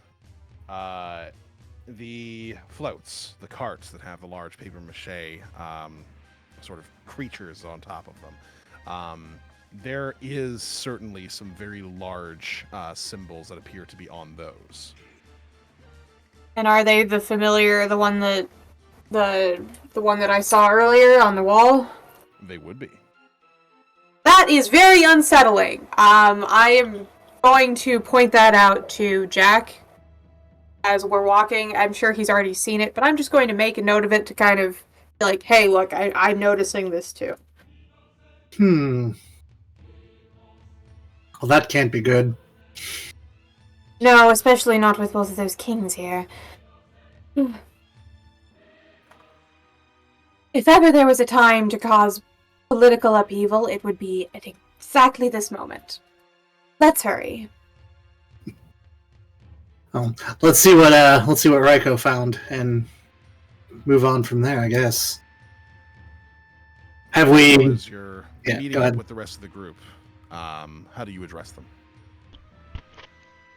I just very quietly just go up to him and be like, hey, over there, it's a female tabaxi with red eyes. Oh, that matches. Excellent. What did you find? We should go talk to her. Well,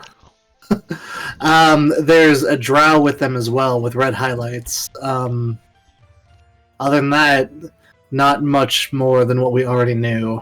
But if we found the tabaxi, and the red eyes are a big tell, because that was kind of a big note from my source of information. We should go confront this tabaxi. See what's going on. They just murdered a lot of people, right? That you know. I think we should be very careful, because we might be getting into a fight as well. And there's a lot of people around here. And if we are the one to instigate said fight, we cannot guarantee that these people will look at us with kindness. Alright, here's the thing. If we do go talk to them, they're gonna attack us, first of all. Because No. I was working to the people that they slaughtered. I don't think they're going to attack us in broad daylight. I don't know if we should. I think we should just watch what they do. I mean, this is if we really want to go talk to them. I think that me and Jack should immediately go up and get on either side of her, and just like kind of whisper while directly looking at her. Just be like, just say some shit. But if the shit goes down, all of you need to leave, because I don't know. I guess like if I'm a noble, I can take. I won't be punished like you guys would. I don't know much, but I know this many copies of the same symbol going around the same place is never a good sign. So we should probably prevent that. Whatever that is. So where are these people you found? I haven't found them. You found the tabaxi. I am going to ask... Oh, sorry. You go. The dwarf? You said you found a dwarf, and what else did you find? No, the tabaxi was with the dwarf with the hammer, and they had a drow lady friend with red highlights in her hair. Right.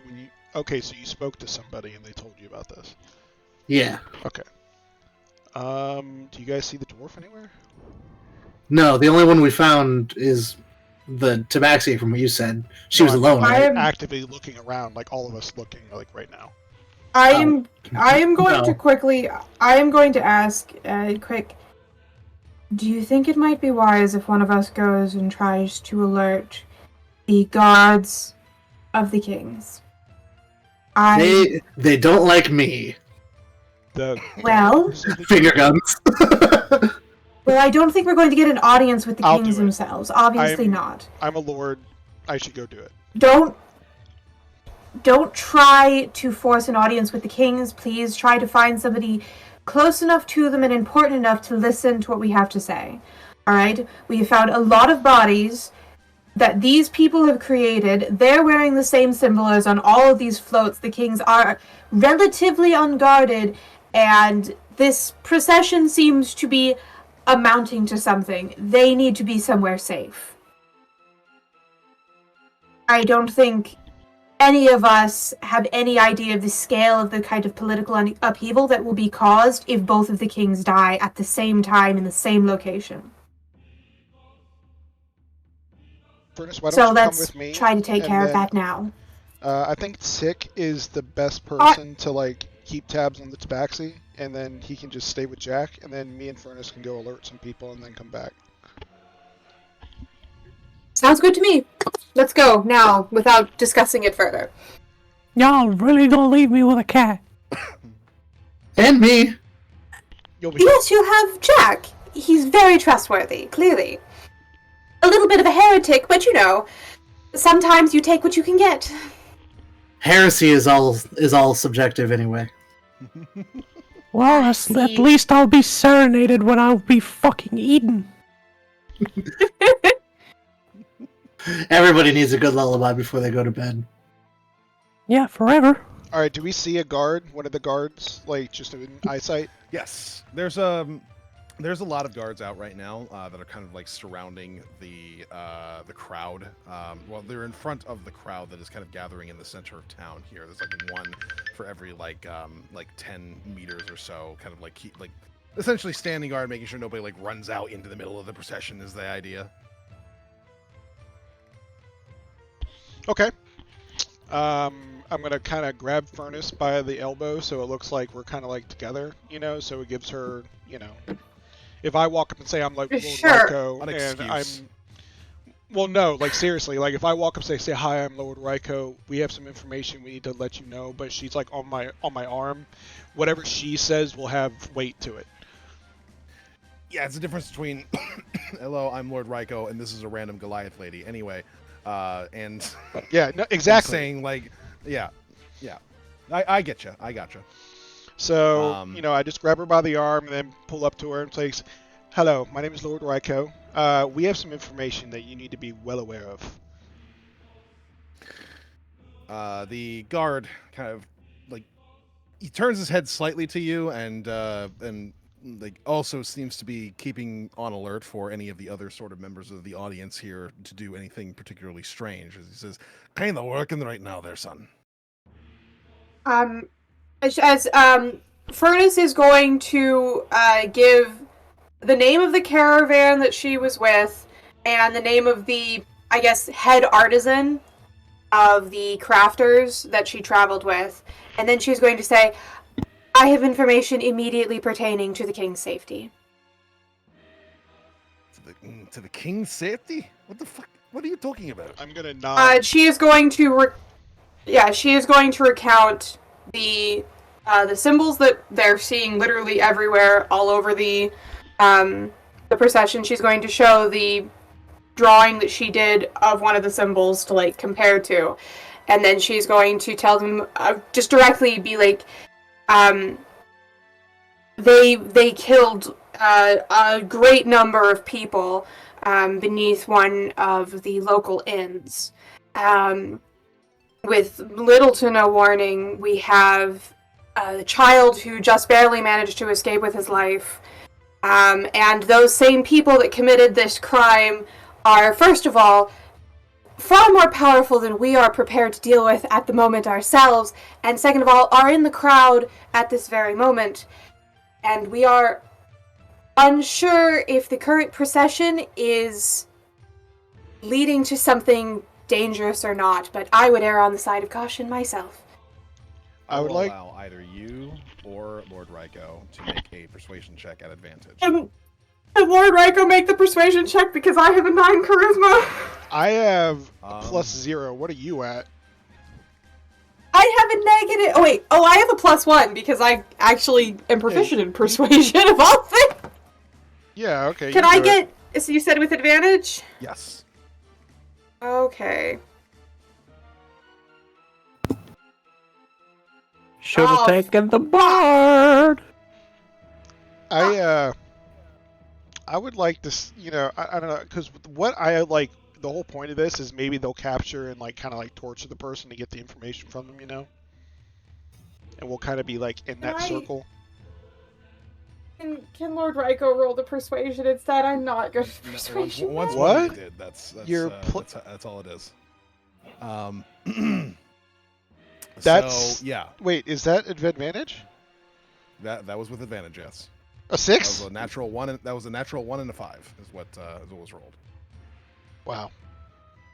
So yeah, he kind of looks to the both of you for a moment and goes, "Look, I don't know what sort of nonsense you're up to right now, but we don't have time for that. So the parade's almost over. I'm going to cut him off. I'm going to cut him off and be like, listen, you need to listen to us. If something happens to the king or the emperor, this is on you. Oh, the parade's almost over. Just give it a fucking second. Ryko, come on. No, Ryko, there's come not on. enough time, dude. Are you serious? Furnace is going to drag him away and basically do we the see any fine. other guard? I'm going to take care of it myself. Is there another If we guard? die, we die. Where is who within eye shot? Another guard.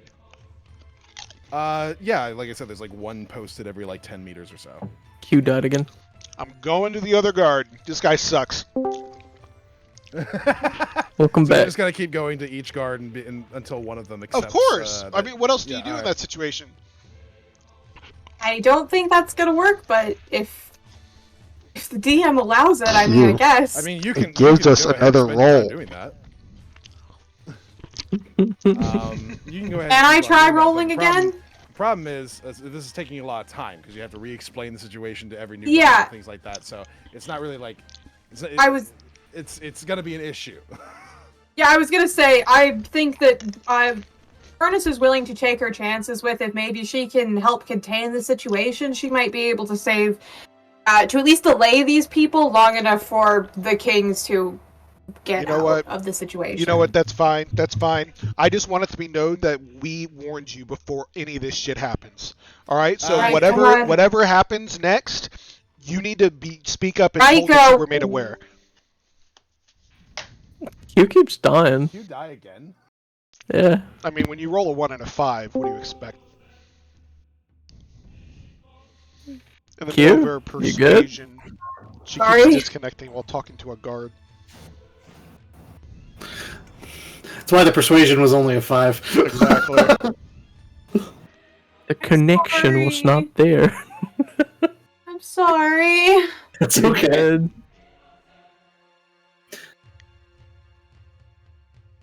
All right, so basically, I just want to keep like saying this to the guard as Yeah, Q so is you're pulling me having off, an pulling me argument with away. the guard and telling him like you're a son of a bitch, and then Furnace is like dragging you away. Yeah. Yes. So, Furnace, what exactly is your plan at the moment? Her plan is basically to head over to where, I mean, Ryko would know better than actually anybody else here where these people are. And she's basically like, look, we're going to try to confront them. If we can distract them, we might be able to sabotage their plan, even if we aren't able to beat them.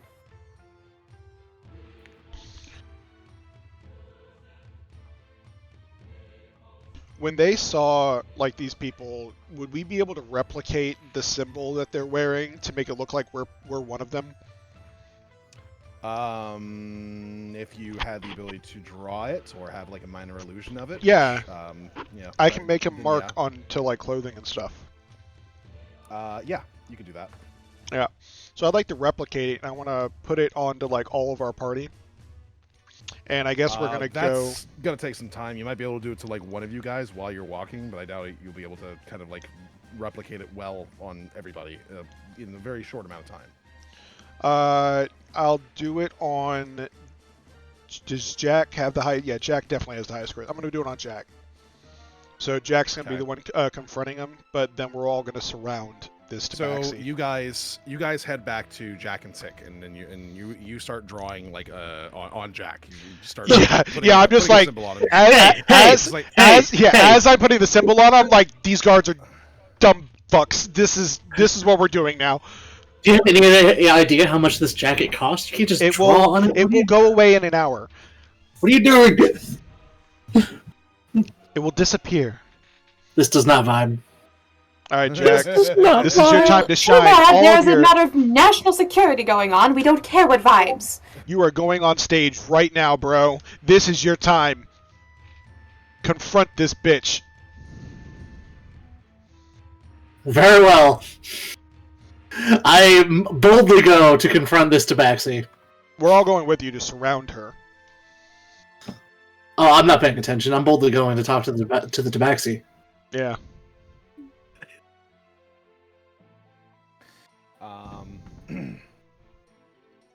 So, you guys are heading to confront the tabaxi. Actually, hold on, wait. Oh no, I'm not waiting. No, wait. What if we put the symbol on you? I'm gone. Oh my god. I was gonna say, like, you can literally just have the symbol on you, and then you could just be like, come with me, and then like start walking away. Nope, already going. Wait, we are going. Jack, you begin making your way through the crowd here to the back of the center of town where this tabaxi woman is very patiently smiling and watching the various processions going on. When you approach, she doesn't pay you much mind, regardless of the fact that you do tower over her in terms of size. She's perhaps only maybe like 5'7" or so. She's not exactly a grand stature in any sense. But she keeps her hands kind of folded behind her back, underneath her cloak, underneath her robes, and seems to be enjoying herself at the moment, while kind of ignoring you at this particular time. All right, well, I'm going to stand in front of her and I'm going to bow to her and be like, unfortunately, I don't have the pleasure of your name, but I do have a message for you. Hell yeah. The tabaxi tilts her head somewhat, one of her ears kind of like twitching as she looks to you with a somewhat wild look. Is that so? And what is that message? And I pull out my guitar, and I'll start picking out a song that I'm clearly writing on the spot. Mm-hmm. This song is called Regards. Holstoy sends his regards. Risky.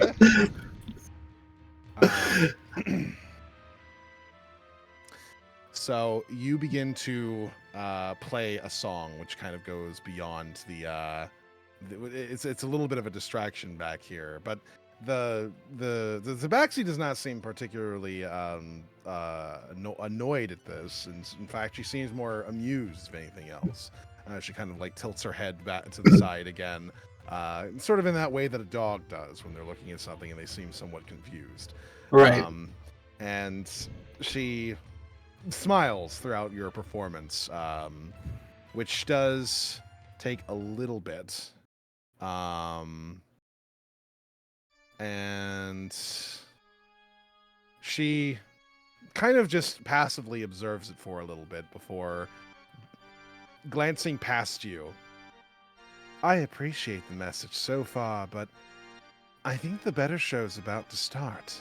Wait! No, I've got 2 more verses. Hold on. You may feel free to keep your eyes on me if you wish, but there's a lot of fireworks about to begin.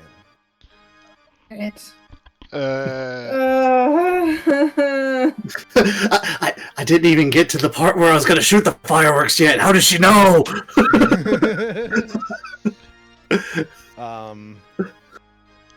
You guys. So we have a lot of things going on right now. We've got Jack, who is trying to distract this Tabaxi for like thinking that this is gonna do something, or at least get some attention on the Tabaxi and him around in the local area. And he is managing to at least get some people to look back and be like, "What's going on here?" There is Lord Ryko, who is like sitting behind the guards, annoyed that he can't move past them, that they're not like just giving him that sort of leeway and luxury at the moment. There's Tick, who's keeping an eye on the Tabaxi, who does not seem in any way worried about the fact that she is being approached by a person. Perhaps because he has the symbol on him in some fashion that she can identify, or perhaps because it doesn't particularly matter to her. It's difficult to kind of make that particular read. Furnace, you're kind of in a similar position where she's just standing, not particularly like engaging much with what's going on in front of her.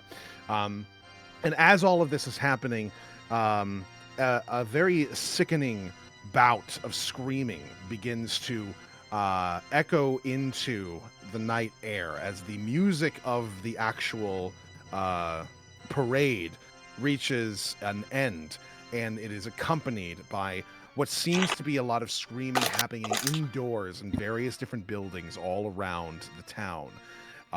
It appears that there is some sort of thing happening inside, and almost simultaneously, as soon as the screaming begins, you note these large pillars of red energy that begins to emerge from these buildings.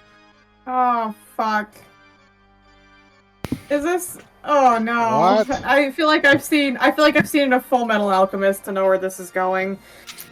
I have no fucking idea Oh. what's about to happen.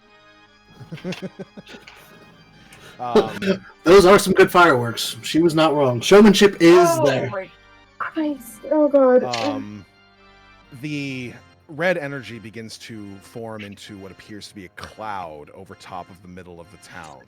The cultists, as they are currently showing themselves to be, all raise their hands towards the cloud, and then each of them begins to take out a dagger from their sides, which then, of course, puts all of the guards on alert as they begin to draw their weapons and start like looking at everybody around.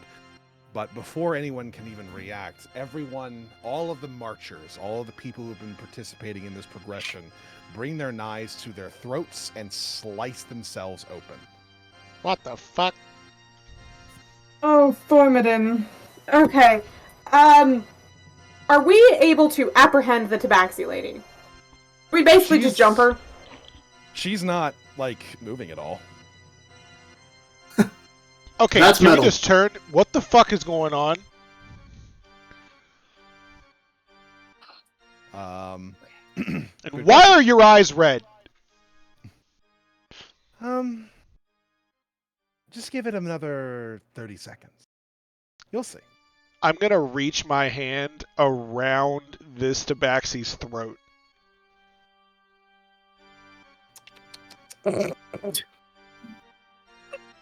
Roll for initiative. What is going on? I'm not a fan of the rough stuff. And I need. Okay, I let go of her throat. All right, never mind then. He's I like, am a cloaca. fair enough, I respect boundaries. All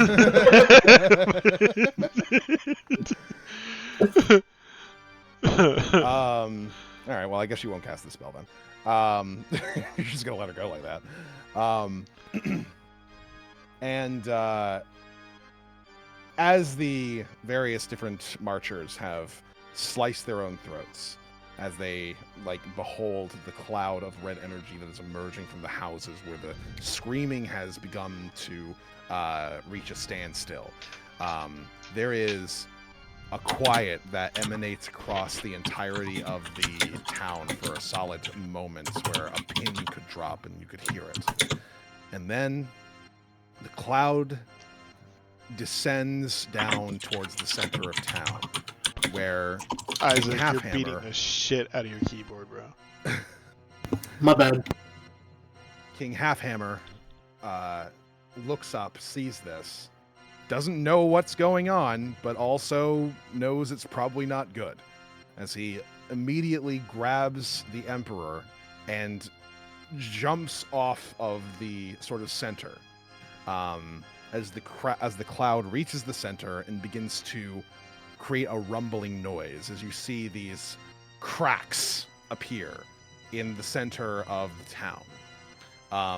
The cloud begins to seep into these cracks, and then you begin to see a number of figures emerge into the actual cloud. Many of them very inhuman looking, some very wide, as if they are made entirely of fat, some very small, zipping about with wings and a pointed tail, and a much more regular humanoid-sized fellow who appears to appear inside of the cloud as well. The guards that were standing behind the king and the emperor begin to scream as they are being attacked by whatever these creatures seem to be. The Tabaxi gives a bright smile. Not long now.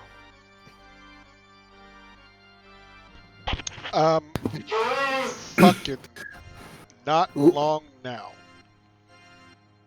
Leaning into the quote-unquote disguise I have, I'm gonna kind of look at the Tabaxi and be like, could you remind me what the goal of this is? She looks to you, tilts her head for a moment, and then raises a hand and places it on your shoulder. An awakening, brother. Oh, fuck. It's fucking... Of course, sister. Of course. An awakening.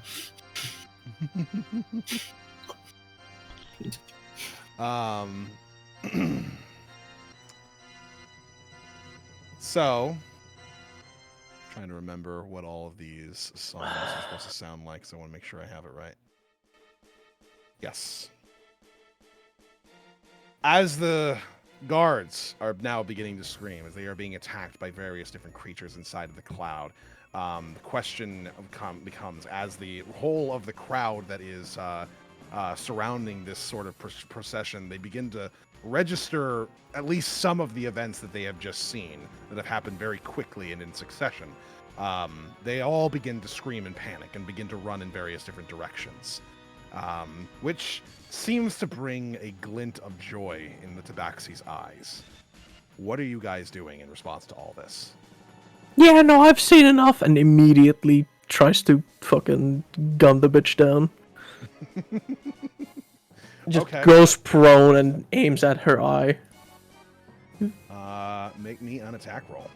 I am not dealing with this shit. Let's see, where is it? Where is it?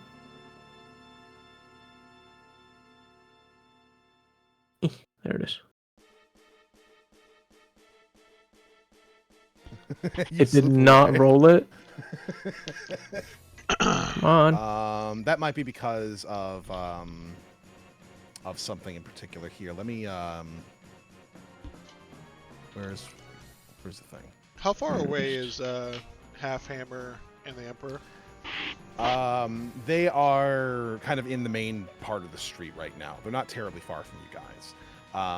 So if you go up to the upper left right now, Tick, and you click the select targets button, and then you target the creature, that might help with making the attack roll go through. Excuse me.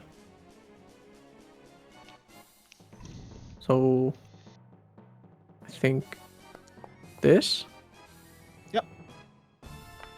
Okay.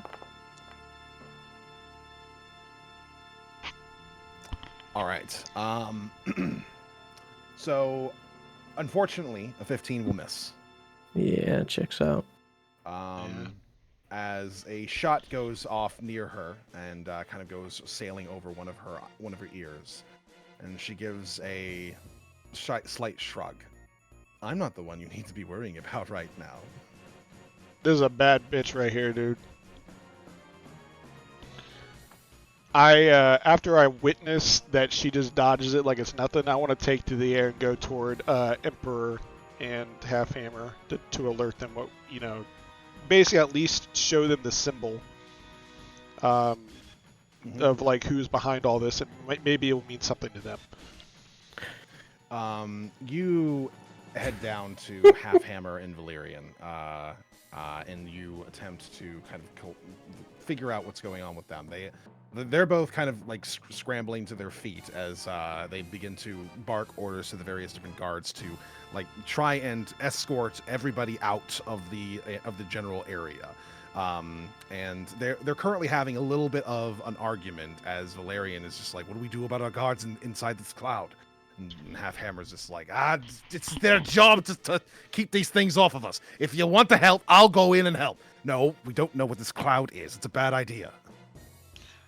So then I like fly up toward them and I can start yelling at them. Yes. Be like, Your Highness, my name is Lord Ryko. I have information that you guys need to be aware of immediately. I should say that I'd be willing to listen to just about anything right now. What is going on? All right. Well, we just saw a big old murder happen, and it was right over there, and it was done by people with this symbol, and I like to prestidigitate like the symbol, like I guess onto like something in my chest, I guess, and like just make it in front of me and be like, with people who had this symbol on them. I'm not sure if this means anything to you, but there's a tabaxi over there that seems to know everything that's going on, and said that there's about to be a lot of fireworks and all this other shit. So I don't know if this means anything And then this to you. happened. Sorry, you're saying that there's a tabaxi over there that's behind all of this? I'm Yes. not sure. Yeah, no, say yes! We are sure! Say yes! Ah! Yes! Okay, yes! I mean, he seems to know Right, about well, she everything knows- that's about to happen. She knows something. That is the important part. Guards, Yes. find this tabaxi. Right there with the red There's eyes. Next to the several- 8-foot tall people. I'm not 100% sure, but she keeps getting more and more erect about this thing. It's very unpleasant. And you guys watch as the several different guards that are kind of like available that the Emperor kind of like commands begin to come your way to try and apprehend this tabaxi. At which point she kind of gives a bit of a sigh. I was hoping for front row seats, but I suppose I'll deal with Grab something her. else then. Grab her. Let's try So- to grab her. So That went so well the last time. I would like Anything to delay her. to attempt to steal her necklace because she has that necklace of sending stones, right? Correct. I would like to try to steal it All right. You try- using kind of the preface that she thinks I'm with her, and the guards coming. I'm gonna like turn her around and like push her to be like, we need to get out of here, and attempt to take the necklace off of her and pocket it. Okay. Give me a sleight of hand to try and beat that 24. Can I give myself bardic inspiration? Yes. Can I give him thought guidance? Only other people could get bardic No, inspiration. because you're over with the other. You're over with the Emperor at the moment. I'm not over with the Emperor. I thought stayed. you were- oh, okay. All right. Yeah, Can yeah. you give Yeah, no. yourself bardic inspiration? Yeah. Yeah, I guess you can. Yeah. Well, I'm no, giving him you can do guidance. that. Yeah, yeah. Okay, so you can have guidance as well as bardic inspiration. Put you at 21 with the 1d6, so you can actually do it at 1d4. Still 22, which is still lower than a 24. So while you kind of put a hand on her shoulder and then begin to try and like inch up the necklace over her head, she kind of tilts her head back and kind of catches it with her neck and gives you a bit of a smile before snapping her fingers as she disappears from sight. Damn it! I should have punched her in the face. Damn it! Well, I tried. Dude, this bitch is way out of our league. She snapped her fingers and disappeared, bro. I mean, it's only. I mean, no, that is well out of our We league. should have We're asked for her nowhere name. close to that level right now. I don't I did. She didn't give it to me.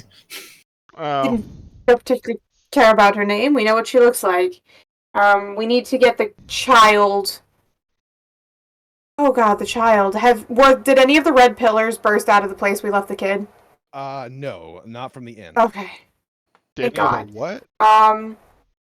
The red pillars of light.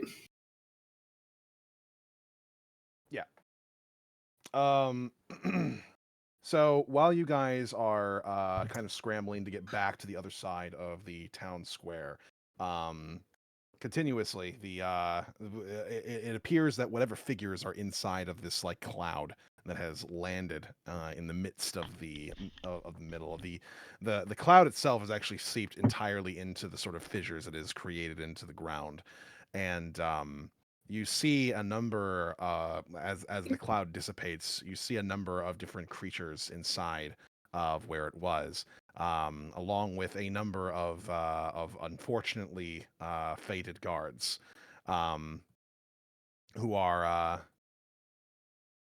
laying on the floor or on the ground as a number of what looks like devilish beings have appeared to have been summoned in some fashion.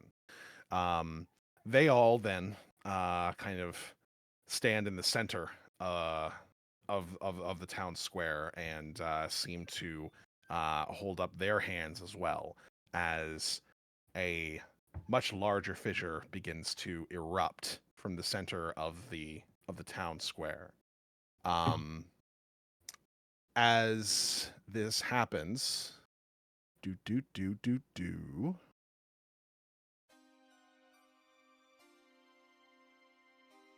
a figure bursts upwards from the town square. One which is massive in size, easily a good 100 feet tall, from what you can see. You see tendrils of chains that are wrapped around not only its body in all sorts of various spots, but also flying around it almost as if they are extensions of its body. You see its body itself appears to be made out of some sort of mixture of stone and metal and flesh that is all just kind of fused together into one particular mess. You see that there is a symbol of a spiral on its face. You see floating stones, floating hands surrounding it as it begins to emerge and stand in the middle of the town.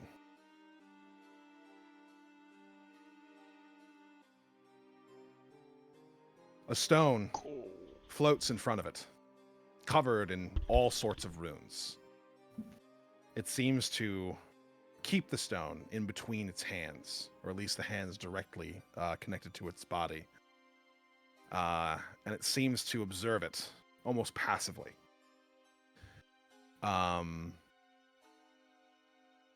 As this happens, one of the villagers kind of notices that this creature that has emerged in the center of town, and he picks up a pitchfork and begins to charge it. And the moment that the creature seems to notice this villager approaching it, the villager becomes ash in a moment. Okay. Right. So we're starting with a boss fight. Got it. What is I don't Halfhammer think we and can find Valerian doing when they're watching all this shit? They're completely fucking gobsmacked. They have no idea what the hell to do right now.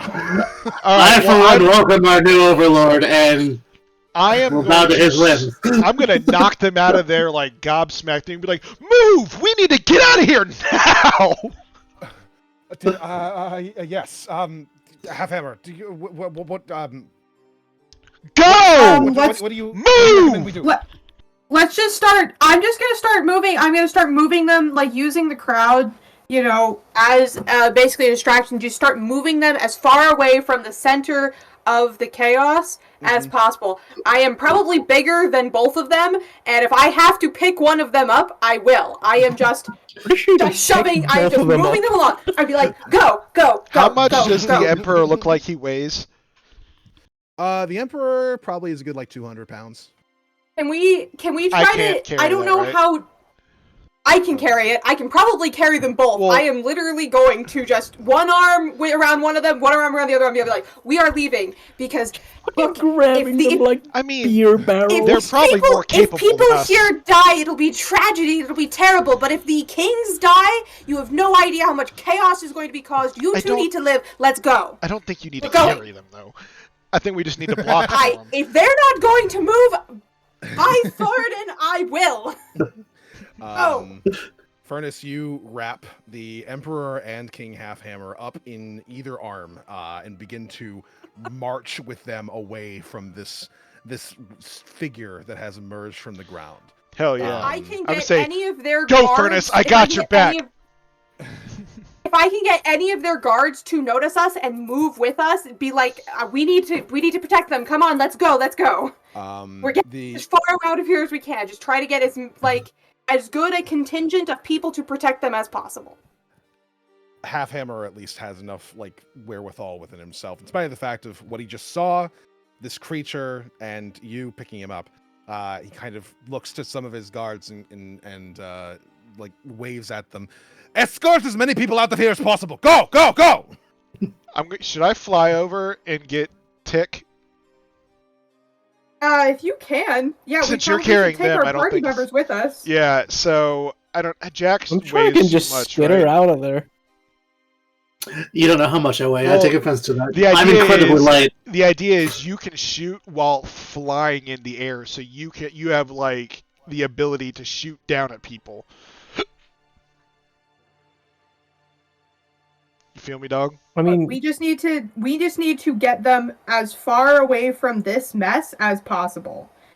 If we can get them, so my goal is to get them a decent distance from this, and then get as much of the gold and finery and heavy shit off of them so they can run. Wow. No. Getting the fucking gold-plated armor off of King Halfhammer will No, take that's quite protection. a while to do. So Shit. So I guess we're just going like It this. takes It's 10 okay, she minutes can to carry don- them. Armor. We are just getting them as far away from the creature as possible. So how has Jack and Tick joined up with us? I'm curious how you guys are reacting to all this. I'm running the opposite direction. From us? No, from the thing. I don't care what direction you're running in. I'm running in the opposite direction of the thing. yeah, I'm not gonna lie. I'm not really interested in fist cuffing the fucking what is that? The Cult of Knoll type of looking fucking ass. Looks like the fucking Carnage symbiote made out of stone. No, thank you. I mean, it looks like he's about to roll like a D20 for real. Right. That's a serious D20. Yeah, as soon as the fucking big bad evil guy says roll. He's gonna roll for initiative for real, and I'm not ready for it, so I'm leaving. This is what it Yeah, looks like when a god rolls a nat 20. Yeah, no, I'll shoot at the tabaxi, not at that. Well, yeah. So the creature, as you guys are making your way out, you're running away in various different directions, fucking panicking just as much as everybody else is. Trying to get out of here, trying to get everybody who can get out of here out of here. The large figure begins to ascend into the air, as if he is floating almost. There's no visible mechanisms for him to do so, but at this particular point, it's likely magic, and who would question it? Oh god, oh fuck, oh god, oh fuck. All At right. which point, he begins to scan the air for a moment and seem to point his, for lack of a better term, face in one particular direction, somewhat south of you guys, and begins to fly over top of the town. Though, every time his aura of sorts, whenever he touches material, which is perhaps like at least 30 feet away from him, I would say, you watch as bits and pieces of buildings begin just dissolving into nothingness as he does so. Oh, Yeah. okay. Oh. All right. I would like to. Can I mention run that we're all- faster? I'd like. Okay, I want to prestidigitate my voice to speak louder in order to yell for That's- Isaac and Tick to isn't- join up with us to help protect the king and emperor. Not to be. Isn't that thaumaturgy that lets you talk louder? I don't think prestidigitation works like Yeah. that. I always Thaumaturgy thought- is what lets you speak really loudly, yeah. Spells. Prestidigitation is highly useful in a lot of different ways, but it doesn't do literally everything. Oh, it does um, a instantaneous. Okay. Yeah, sorry to burst the bubble. I would like to use action I would and like to bonus speak action to very take dash. loudly.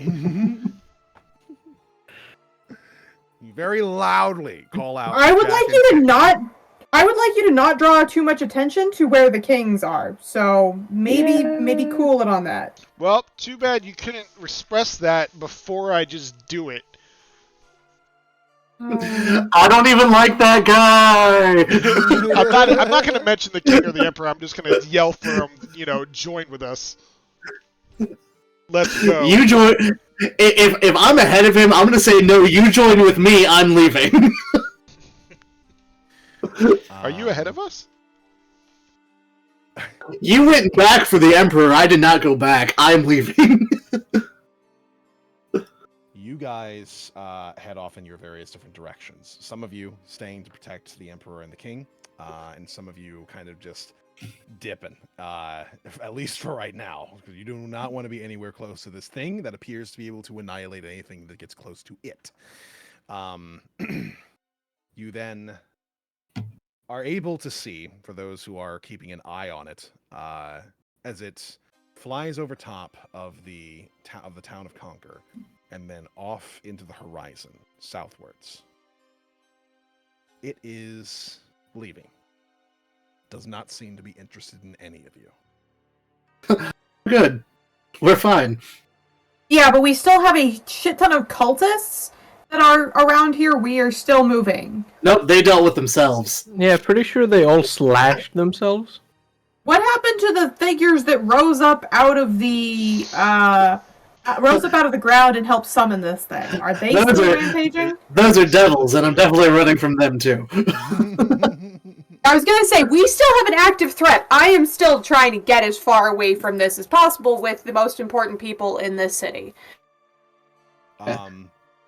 As it turns out, after the devils had successfully killed all of the guards in the center of town anyway, and had potentially used them as fuel, who knows, they also appeared to dissolve into the red cloud, which then finished its what appeared to be its awakening process. Well, so would you say the active threat level is manageable at this point? I would say so, yes. Furnace is going to immediately put the kings down, apologize profusely for being so presumptuous, and await instruction. Aren't there like With- little things, like little demons that spawned up, like running around? That's like, that's what we just went over. Yeah, they- dissolved. none They of all them dissolved. chased us. No, because you weren't the goal. With the threat dissipated, I will rejoin the group. Yeah, and Furnace is, again, apologizing profusely to the Emperor and the King, and is taking several very large, respectful steps back, so as not to upset anybody. I want to start yelling at all the guards who just stood there and didn't do shit. They're all dead. Look for that Are one they? guard that brushed you off and say, Yeah, "I is he fucking around? told Do you." I see him anywhere? He is in the midst of organizing the various different survivors of this particular calamity, along with many other guards. I like to just walk up to him and just stare at him, and then spit on the ground in front of him and walk away. The biggest "I told you so" ever. You fuck. And then I'm gonna kind of put my wings back into my back, but it's gonna fluff, so dirt kind of fluffs a little bit into his face, and then walk away. Okay, maybe don't do that if he's tending to people. Yeah, leave him alone. He's doing his job. I'm sure he's going to feel enough survivor's guilt on his own. Nah, I do it. Fuck that guy. Yeah, fuck him. God damn it. That guy sucks. Emperor Valerian takes a moment to kind of he accepts your apology with a raise of his hand, Furnace, as he shakes his head. I was lost in that particular moment. I did not know what to do. But I think now is a good time to show a little bit of leadership. If you wouldn't mind, let all the rest of the guards know to check around. Make sure everybody who is a part of this particular town is escorted outside of the town itself at the moment so that we can go through and check to see how many other people are still either indoors or are injured or anything along those lines. That will be our main goal right now. She is going to follow orders and start conveying the king's message. Where are we going to evacuate to? Essentially where the carnival was. I mean, should we send a scout team out to see what's going on with this big fucking Obito looking dude? King Halfhammer looks to you for that question and goes, exactly how the fuck are they supposed to keep track of it when it can fly into the distance like that? We'll see what we can do, but it seems to be able to destroy anything that it comes even close to. Or, okay, I guess we're gonna do nothing, right? The Emperor shakes his head. Not nothing. I know who to talk to about this, but I need to get back to Geneva. But I don't want to do that before I understand exactly who all needs help here still. I want to address one thing at a time. I want to show him the symbol I put on my chest and be like, do you know what this is? I don't, but I do know someone who will. With all due respect, and I mean this literally, I feel like there are more important things to making sure that this town is okay. Because we need to make sure that this whole land is going to be okay. Kind of. There's other people that can be here to take care of this shit. Kind of turns. I think we should listen to the kings. I think they know what they're doing better than we do. I think that the king None of us have experience with ruling. Sir, I do not know who you think you are, but I am the Emperor of Oridon, and you will do as I say. When I say the people of this town take precedence, they take precedence. Do you understand me? I'd like to look at Furnace and then look at Jack the Shredder and say, I'm going to Geneva. You don't even know who to talk to. That's why you should go to Geneva, sir. Can I please I have determined that this town is now safe. Oh, and I'd like to look to Halfhammer. Party members and drag them away. Can I please grab my party members and drag them away with my forces if I need to? No, I want to look at Halfhammer and be like, is this something you can take care of? Halfhammer kind of crosses his arms a bit. It's gonna take a lot longer if it's just gonna be me and my men, especially since half of his and half of mine are all dead. Yeah, this needs to be addressed immediately. I have a bigger question. Who the fuck are you, anyway? I'm the guy who tried to warn you that this was about to happen and was shunned away because no one would listen to us. Damn, you did a good job. Your guards suck. Oh, making excuses, huh? Raiko, Furnace, we don't have to argue with them, but I do have a question. How many people live in Riverdam Raft? Your Majesty. Emperor Valerian crosses his arms a bit as he thinks. Census, I believe, was 52.3 thousand. How many people live in Twilland Hill? Yeah, I start nodding my 110,000. head because I see where he's going with this. So I cross my arm and just start nodding, looking at Jack. Yeah, uh-huh. So we don't care about those people. We want to make sure these people are fine. Oh my god, can we please stop arguing with the kings? I think we're How putting many too much people faith live in in them. Oregon?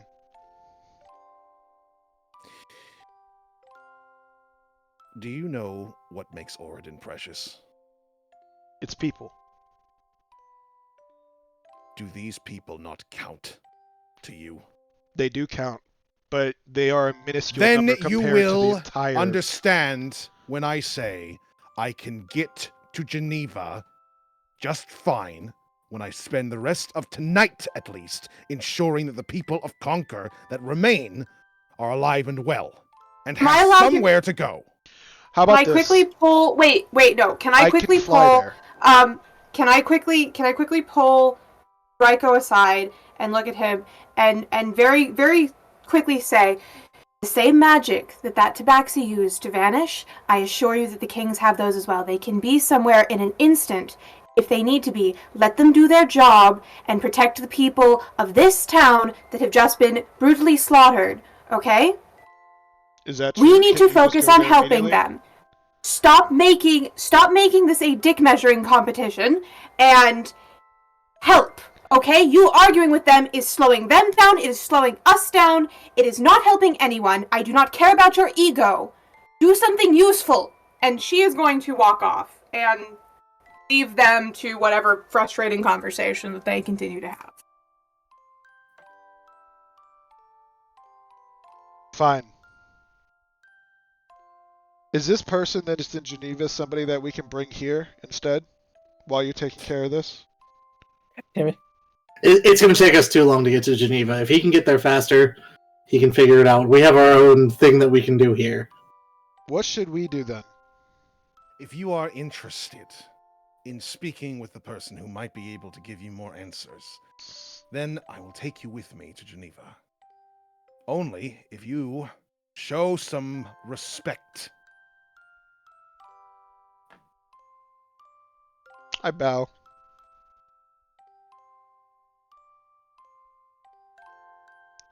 In any Yes, Your case, Highness. let us continue the cleanup effort here, at least for now. By the morning, I will have a new idea as to what to do with Halfhammer and his people, and perhaps we'll have a way to make sure everyone here is safe and sound and well taken care of before we move on to the next stage of what to do. I just want to nod and then just walk away.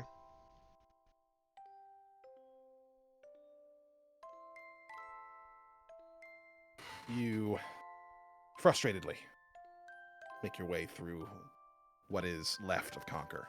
The emergence of this massive figure and the flight that it took, the various buildings that had these red clouds of energy emerge from them that then became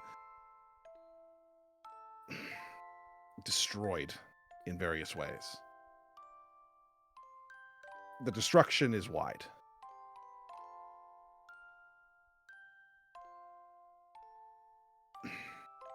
You said that this thing flew away, right? Yes, Which direction did it go? south. Okay, good.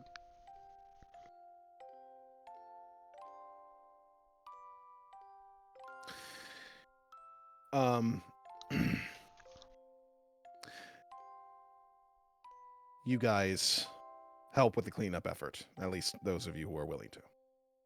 In terms of escorting anybody who is still here in Conquer out, so that they can get a good head count as to who all is still alive, and then going through the actual remaining places that are not destroyed, and even those that are, and seeing if there are any survivors.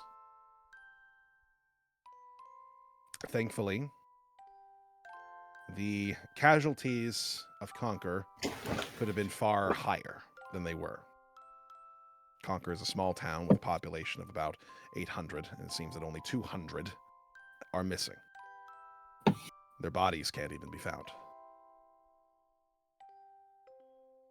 Not to mention whoever is here from out of town, who may have also suffered some sort of fate that is much more difficult to keep track of. Is there like a lot of ash everywhere? Yes.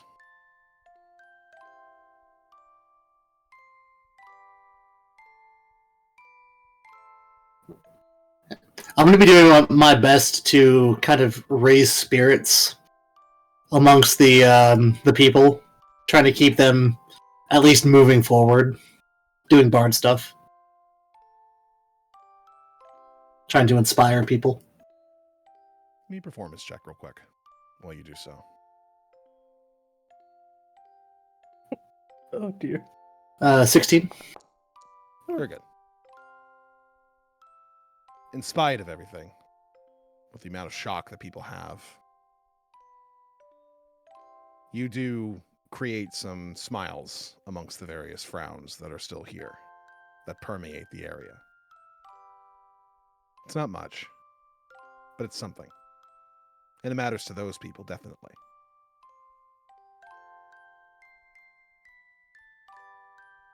You guys continue working throughout the night in your various capacities, however much you're willing to. Early into the morning, Halfhammer and Valerian have gathered their men in the center of town to explain to them what is going to happen next.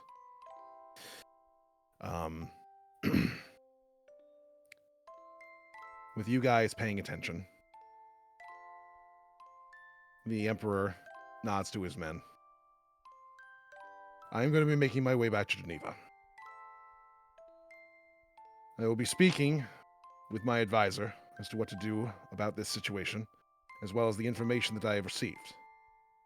There are a number of independents that apparently were operating here in Conquer, and I might be able to garner some information to feed to him, so that he will have a better idea. In the meantime, as he looks over to King Halfhammer, who kind of clears his throat. Right then. Survivors. Not many of them are builders or carpenters. People who can rebuild. A lot of the farmers got killed too. A lot of the folks that are remaining are old or women and children that aren't accustomed to rebuilding a town. So for right now, we're going to be doing a relocation. My caravan is going to be bringing all the survivors of Conquer back to Ironstone. There, they will be provided what they need, at least for now. Then we will be sending another excursion out here to Conquer to rebuild.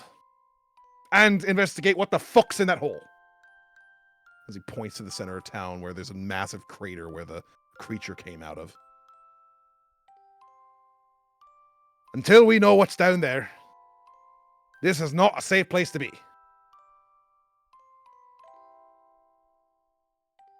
So my men, get your shit together.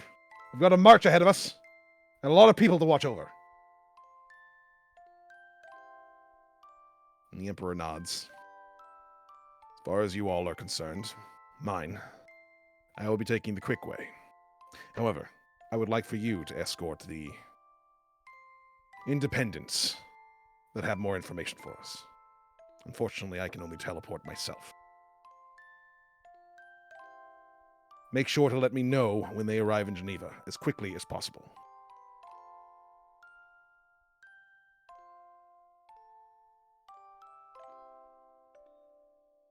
The guards begin to split to take their various different duties.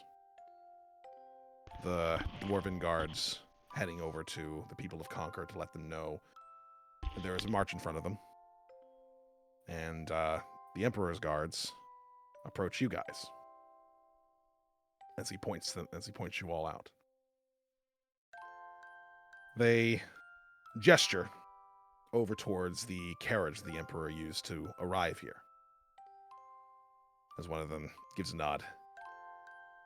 Emperor says you all have some information to give his the Lord Advisor. So, will bring you back the way that he came, if that's acceptable to you. It Yes, does it look is. comfy. Thank you. This isn't the same guy, right?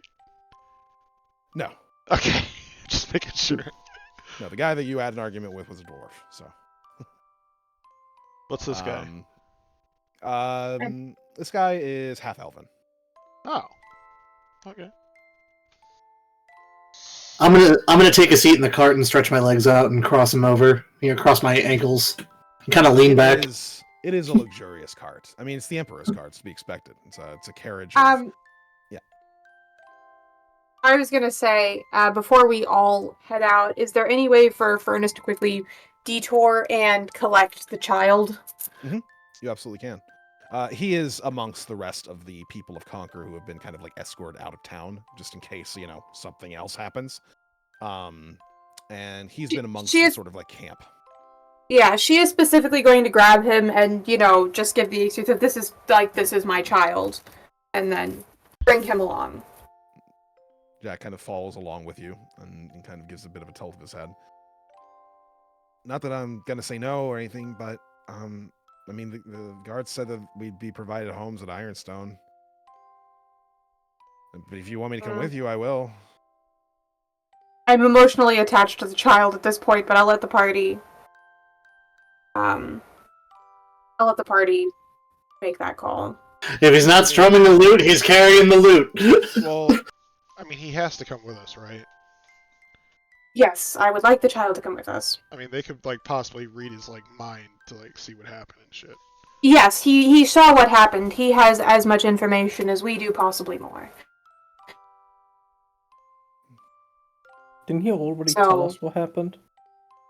He did, but yeah, he but was. We're gonna He's go our. see some big, someone who knows shit, He was our first-hand witness, and if need be, they can put him under a truth spell and verify the information that we are giving them.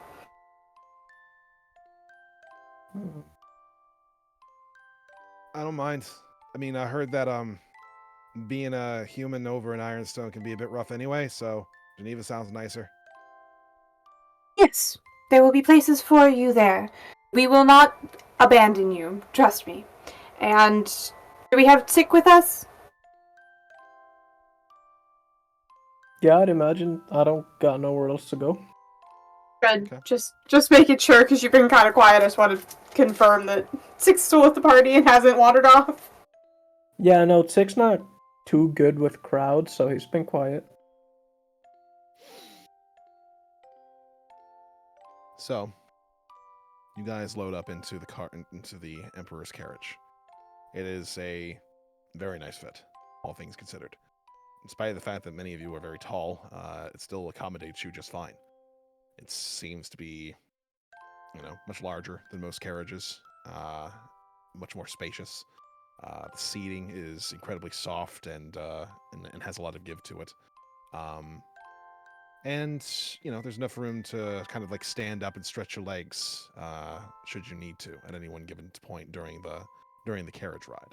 Still, it's a carriage. It's not really meant for. It's not like a limo, for instance. So there are some limitations.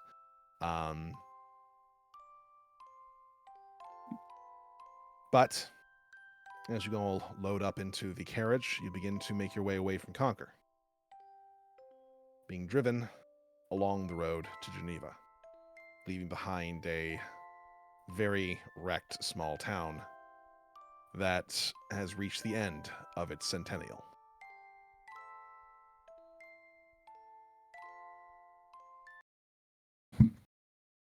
So, you guys are traversing in the Emperor's carriage. Privilege by most standards, though the circumstances could have been far better. It has been an exhausting day and evening. What is going on in everyone's minds at the moment? I would like to say for certain that Furnace is still frustrated with Raiko.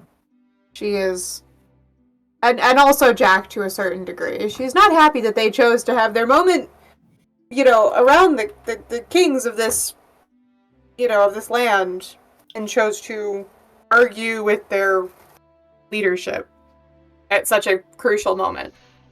But she's keeping that to herself, as it does not seem to be causing any further issues at the moment.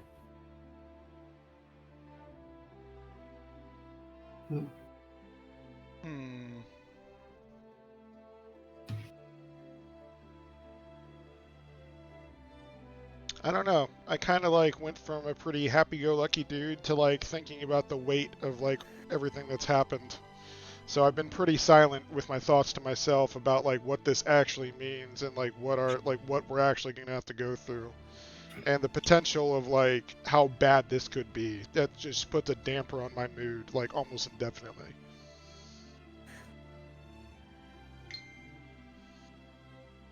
Yeah. Torn in the awkwardness of the quiet ride, Jack is going to look over to Furtis and kind of like lean in and be like, "So, do you have any nicknames?"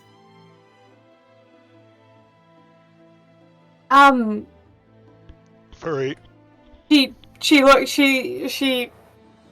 kind of gives him a look and quietly admits, "Well, my mother used to call me Fanny, but I wasn't a fan of that one." You're definitely Fanny now. Please don't call me that. And what about you, my lord? Jack Jr. kind of crosses his arms a bit and goes, "Ain't that another name for butt or something?" Yes, sir, it is. He's perceptive. She thought it sounded cute. So your mum called you butt? Well, it didn't mean that in my language, unfortunately, as I discovered after leaving our town. It had other meanings elsewhere. Right, well, I'm gonna have to let you know if you do give me a nickname of some sort that, there's probably a lot of other translations that maybe you don't know about. I don't know. So, I'll be quick to correct you if it's something weird. Curious, what does peasant mean in your Thank language? Uneducated, working class, generally. Alright. We're not calling him a peasant. Stop it. That's Jack Jr. If we have to call him anything other than just Jack. What about Jacko? His name is perfectly functional. Jacko is like the child version of Jack, right? Come on, Jacko. I don't think he looks like anything like a pumpkin. I don't like Jacko. It makes me, I don't know. It sounds like a clown. Jack off. Hey, clowns are actually... No, it's definitely not that one. No. Clowning is an art form that is cherished among bards. Right, well... Then we'll call you Jacko. You're not calling me Jacko. I already have a stage name. How about this then? How about I don't take the name of a clown if I haven't done the work to earn the right to be called something that sounds like a clown then? Precisely. If that makes you sound better. Jax. Jackie. I don't know. I like Jax. Well, if you We'll like call him to, Jax. With an X. Sweet. Fine with it. Alright, Feathers. What's your nickname? Alright, I think Feathers. Coco's cute. What's your nickname? I guess I'm Feathers. Got I it, liked one. Coco. I thought Coco was nice. I like hot cocoa. As anyone else? Never I haven't had had it. hot I cocoa before. I haven't had hot cocoa in a long, make long sure- time. We'll make sure you have some hot cocoa at some point in the city. Sounds good. I've been told it's good. Oh, it's delicious. I've only had it a couple times myself, but I am rather partial. God, it's so weird. I'm talking about hot cocoa and everyone I know is dead. But you don't feel Well- as bad. I mean, I think it's just taking a while to hit me. Grief hits everybody differently. Don't force it if it's not coming, but don't repress it if it does come. And we've got Tick Tick. as Jack stares at you very intently. What's your nickname, Tick? Nickname?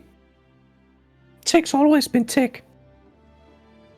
I think that's a perfectly serviceable name. It'd be harder to get shorter than one syllable.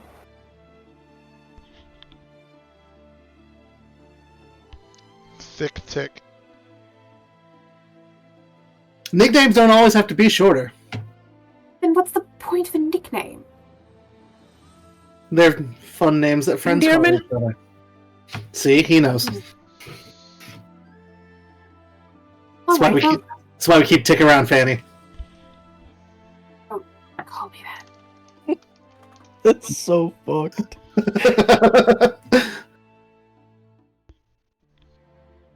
Well, Tick, if you would like a nickname, then we will come up with one for you, and if you would not like a nickname, then we will not.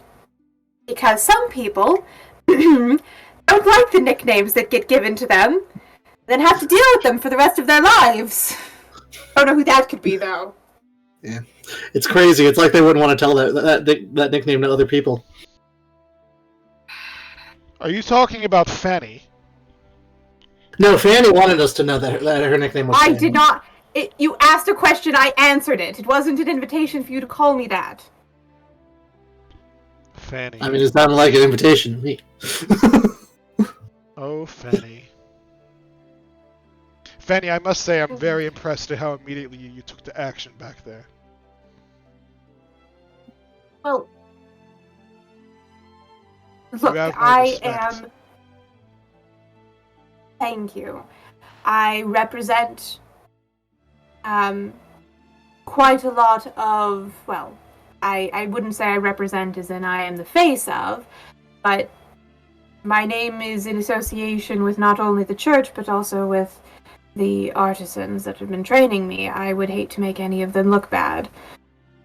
If somebody who studied under them proved to be inept.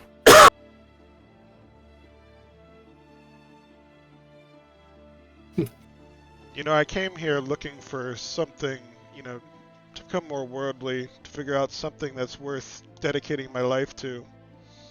I come here and this is the first thing that happens. I think an epic heroic story is definitely the thing to get your name out there and get your life story or soul seeking or whatever it is you're trying to do in the books. I look at the three of you and I see potential amazing stories, but you just have to live long enough to get there. And I think I want to dedicate or die myself. spectacularly enough. Well, I think I want to dedicate myself to making sure that happens.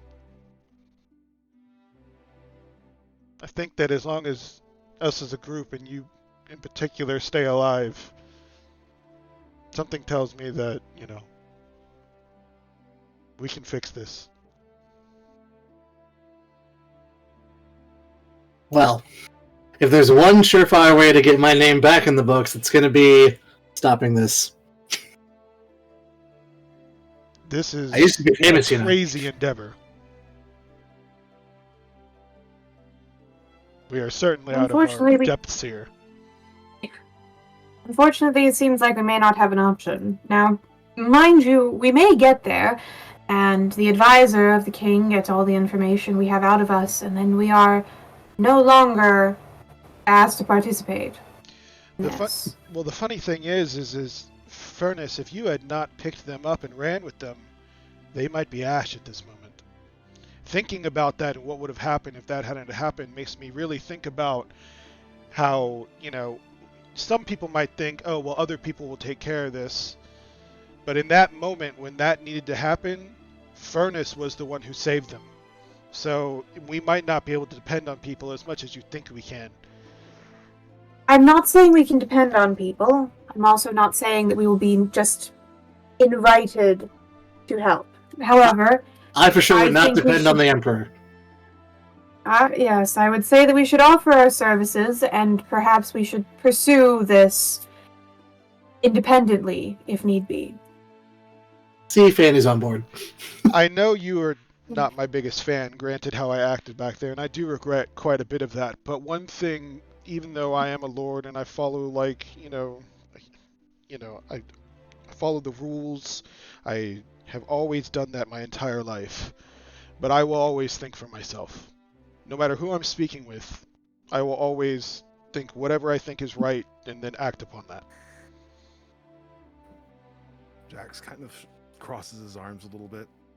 I mean, you can do that all you want. You can think what you want and you can say what you want, but, you know, the folks, they always told me there's some people it's not worth saying your mind to. It's not going to mean anything. It's not going to do anything. It's only going to make things worse. Even if you can believe what you want, but there's a time and place for an argument. That's true. Jax is right. I do appreciate your willingness to speak your mind, even to people of power. However, in future, the middle of a crisis is not that time. I understand that the immediate threat may have passed, and I understand that you thought the situation should be dealt with differently, and I do appreciate that there are likely other ways they could have handled that. But, unfortunately, when it comes to a threat of that size and level of, I'm trying to think of a word for it, not Magnitude. knowableness. When it comes to a threat of that size and unknowableness, sometimes holding back and gathering more information is the more prudent course of action instead of rushing in blind and dying. Well, that's actually what I proposed, is we go get more information immediately. And a few hours difference likely wasn't going to change that. Like you said, we don't know what's going on. That thing might be out there killing thousands of people right now. We don't know.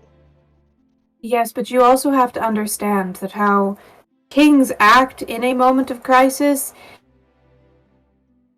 when they are present, is extremely important. If the people of that city had seen those two immediately running at the first sign of danger and leaving such a crisis unresolved when they were present for its occurrence, think of how that would have looked in terms of their leadership. Those people are not thinking of the people several cities over, no matter how valuable those lives may be. They are thinking of their own immediate problems. They are thinking of the dead that are surrounding them there. They want to see a sign of leadership, of strength from their kings. And that is what the king and the emperor both showed, is a sign of strength and leadership to the people who needed it the most at that moment that were present. I do agree with you, but I feel like we difference in our perspective of scope. Perhaps we do. I think it's in the past, and we can't change the past, but we can change the future. I agree with that. Let us focus on our next move and what we plan to do after we speak with the Emperor's advisor if we are not allowed to pursue this matter in an official capacity. Oh, That I sounds good to me. have our plan for our next move if we are doing this in an unofficial capacity. And what would that be? Raven's Reach. That's where the drow with the red highlights is allegedly from. We could start our search there. It's a perfect stop after Geneva. Yeah, just to the north. All right. And for the record, Fanny, it wouldn't be a dick Yes. measuring contact with me. I have a cloaca. I What's do a not cloaca? care about your genitalia. I do not explain your genitalia to the child, please. No, I think this is important. No, it is not. I am It is not just important. saying. Oh, Christ. Please I'd stop like to saying. nudge. I'd like to nudge with my wing Please from stop his saying. shoulder,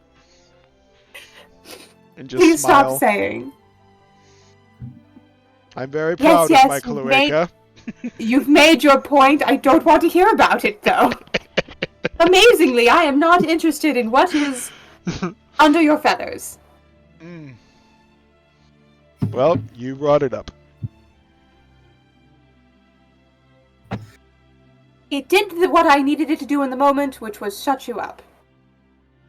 In future, though, I will refer to your genitalia correctly if that so pleases you. A cloaca measuring context. Thank you.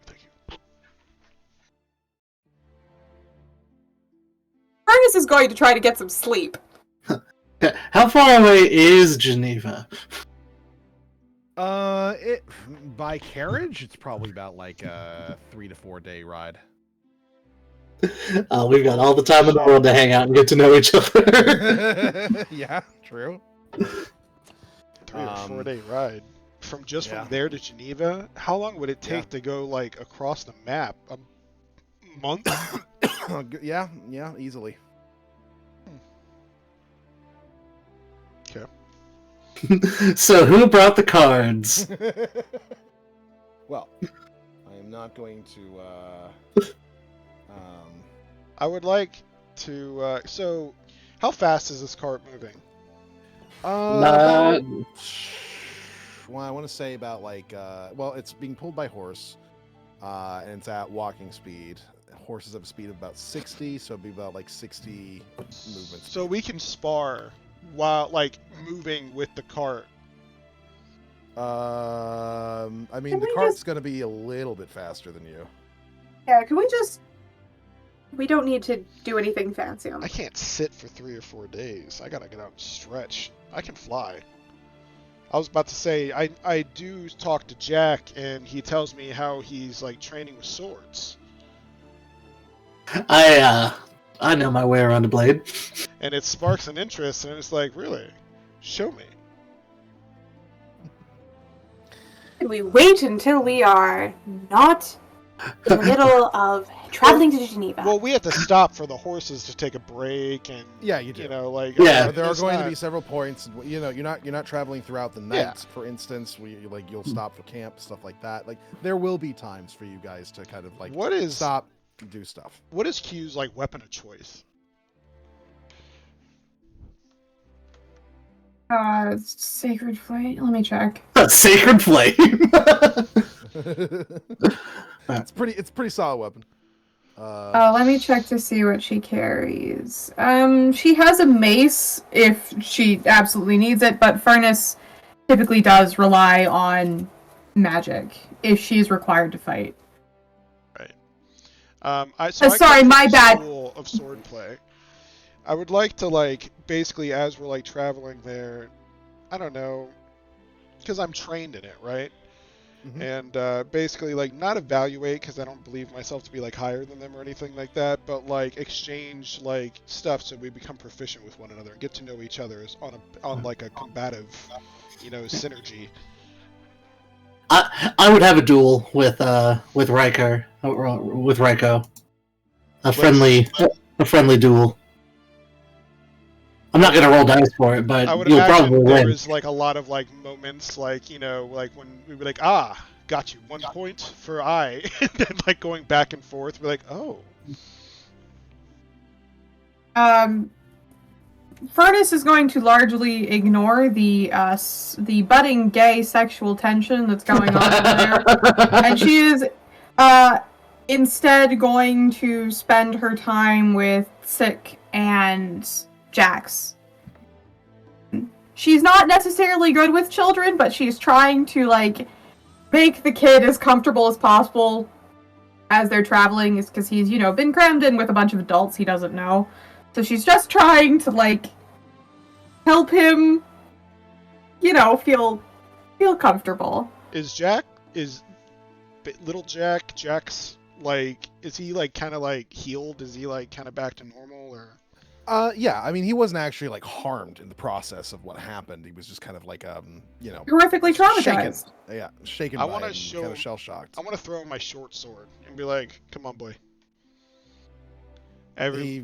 In this world, This is you need probably to learn during to one of defend the rest yourself. periods, and he just kind of takes it, and you watch as he like grabs the short sword and then just kind of like very loosely with his wrist turns it into a reverse grip. What? Come We spar learn with how to us. swing it or something? Exactly. Imagine if you Mm. become powerful enough that you could have stopped what happened to you. powerful enough to stop those guys? Yes, it all starts with a moment like this. It'd take me years to get stronger like that. Exactly, but you have to start somewhere. I, You're gonna have a family of your own one day. Wouldn't you like to be able to protect them? I guess. Then come on. Ernest is basically just gonna go like, just humor him, okay? He'll eventually wear himself out. Obviously you're not hitting him, but it's why don't you training. go ahead and make me? I get it. I'm just asking real quick for just a general. What is your what's your to hit bonus altogether? What is that? Hold on. Actually, Roll initiative. +6. No, I'm not. Do not try to kill the child, please. So, like- Training. So like on average, you would roll like a 15, probably. Yeah, like I basically like tap him in his fanny, you know, like Yeah. just kind of like, oh, Mhm. let's see without where you went wrong there, and then I kind of like explain things. It's training.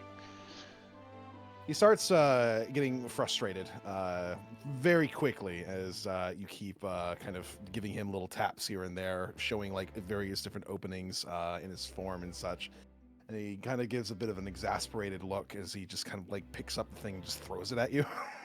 I would like to tell him a story and sit down next to him as he does that about a very, very weak young owlin who was the youngest brother who always got picked I on would because like he was to- so weak.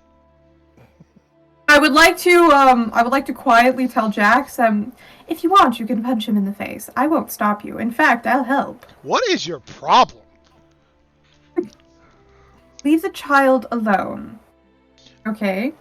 You He's been through quite a coddling lot him recently. like this is not going to help him. This is a tough world.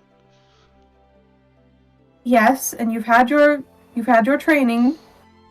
You've taught him a little bit. Now, don't further talk down to him. Further talk down to him, I was telling him a story of a young owl. I was talking about myself. Telling him how when I started out, I was like the weakest one out of all of like the people I knew. All right. And then what happened? I wasn't. A You're not good at startling telling story. stories, are you? I mean, it has merit. And what a tragic tale it was, strums guitar. Furnace is going to look to Jack Senior and go, all right, why don't you tell us a story? I would love to embellish the shit out of the story. Go Can I for it. can I get I Yeah. sit down. I sit down and start like looking at him, waiting. I'm gonna give him guidance. Fine, you tell the story better than I did. No, I didn't. I clearly wasn't there. What is that? You got Thomas the Train still. I'm giving him guidance in the hopes that it'll at least help a little bit in the performance. I mean, I got a 10. It turns into a 10, I guess, which makes a kind of a average story. It's whatever. I'd like to just give a face of Jack. I was expecting so much more. Look, you didn't give me a lot to work with. You were a pathetic owlin who couldn't fight, okay? I can't make everything a good story. Well, I thought the story told itself. You've sparked. Unfortunately, I think Jack's story was it could use a little bit of polish, but it was a good first draft. Look, I'm gonna workshop it. I'll come back later. Hold on. And then I'm gonna write the song. I am 15. I'm excited okay? for that. I have been through some stuff. I'm not entirely unaware of how rough the world is. I mean, I Well- don't have parents. Do you want to tell us any stories of your own, Jax, or would you rather keep those to yourself? Well, I don't know who my parents are. Never did. I was found, I guess, by some folks. Took me in. Found me when I got old enough for them to at least tell me, because I was curious, because I didn't look like either of them. They told me that they found me in a well when I was a baby. I was crying, and it was echoing up throughout the well, and they heard me, and they fished me up. I was cold, I was sick, and they managed to keep me alive. So, whoever my actual parents are pieces of shit. Then, That's unfortunate. the people who did raise me, up until I was about 9, they got sick, and I couldn't nurse them back to health. I lived off of what they had for about half a year or so. Didn't really know what things were supposed to cost, how I was supposed to spend money, or how to sell things, generally speaking. I had people taking advantage of me all over the place. I'm selling a 5 silver chair for 2 copper. I'm selling a whole table for a warm meal, because I don't know what things are worth. I'm not even 10. So people just take advantage. They get essentially free stuff from me, almost.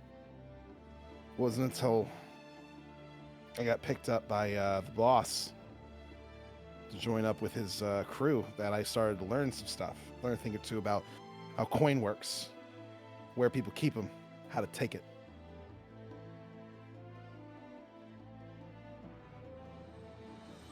Of course, I was still young, so I didn't really have much in the way of responsibility outside of getting things for people when they asked them for them. Mostly drinks. I did a lot of that. But over time, I've learned how to pull my own weight.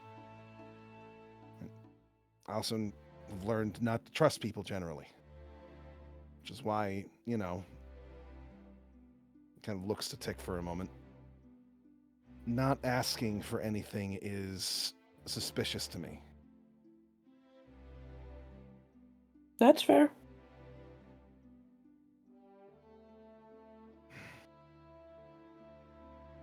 I learned pretty early and pretty quickly that nothing comes free. Ever. So if you think that I'm not aware that I need to work really hard if I want to get to where I want to be in life, I am aware of it. But I'm not a fighter. I was never trained to be. But there's other things you can do besides stabbing people. It's very wise for your age, Jux. That's why you're going to play the lute. I don't think I'm going to do that either. Why not? Because I'm going to suck at it really for a good long while, and you're not going to like that, and yeah. I never said To be fair, there were a couple people in the crew who knew how to play instruments, and it was always nice whenever they decided to have a jam session. I'll be honest, Jack. I've always dreamt of playing the bagpipes. Is that so? And I whip out my bagpipes. I'm gonna say Furnace more quietly to Jack Jr. is going to say,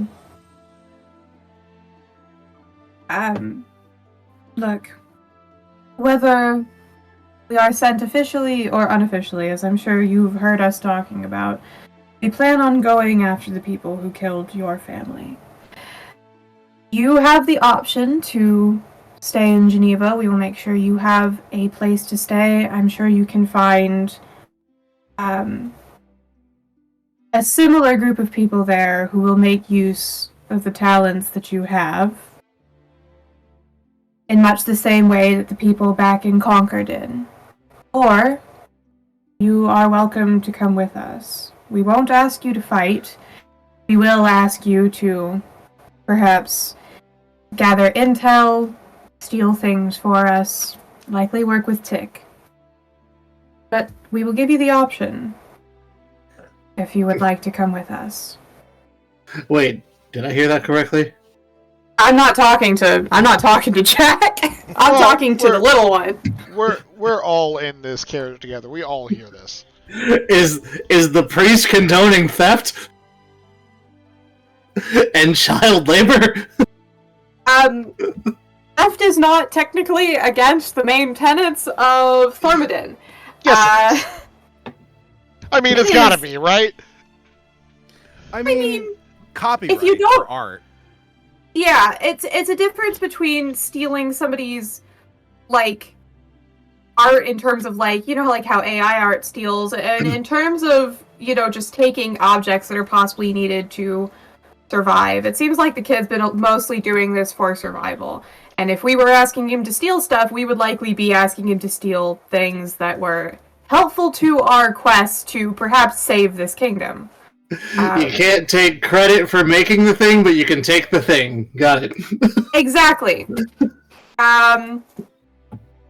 She's just like, look, we're not going to force you to come with us. We're also not going to force you to stay in Geneva. The choice is yours, and I will respect you either way for what you decide. There's a good possibility that if I do end up going with you guys on whatever it is that you're going to be doing, that I'm going to be someone that you're going to have to look over and keep watch on for a lot. There's a good chance you would die.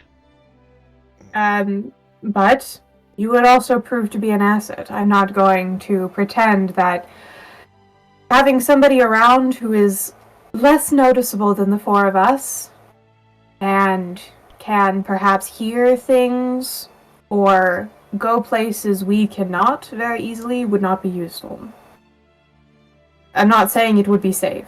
It would likely be deadly quite often, but you would have my word as a priestess of Thormodin that I would do everything in my power to protect you. Well, in terms of what I would be able to help with, as he kind of looks over to Tick, he kind of knows all the usual tricks that I do if he was able to find the crew. So I don't really know how much more benefit I'd be other than, well, retelling my story, I guess, to whoever this Lord Advisor guy is. I am certain that you could find ways to be useful. I am giving you the option because, well, quite frankly, you have a very good reason to want these people brought to justice. Possibly more of a reason than we do. And if that's something you wish to seek, then I would be interested in helping you find that justice. But if you do not think you are capable or do not wish to put your life at risk any further, that is also understandable. Look, I do want to help. For no other reason than, you know, you guys are helping me out, so, you know, turnabout's fair play. But, man, I also want to see whoever's behind this just die. I just want him dead. I just don't want it to happen again. And here's the other thing. I just lost the only people that mattered to me that were still alive. Now, if I form an attachment and it happens again, I don't know what I'm going to do.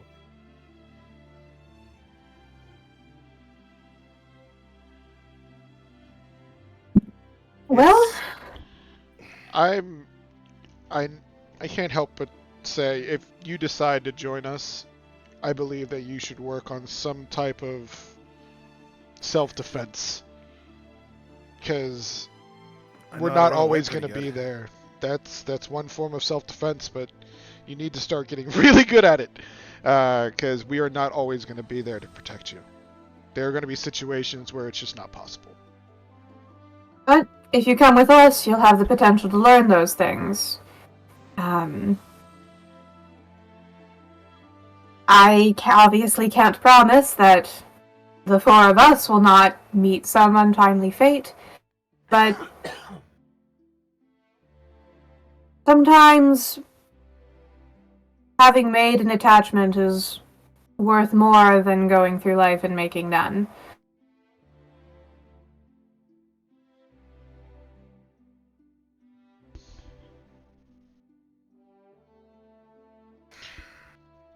Make your decision after Geneva.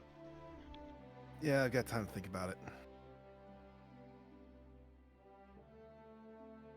Indeed. How much longer do we have until we get to Geneva, incidentally?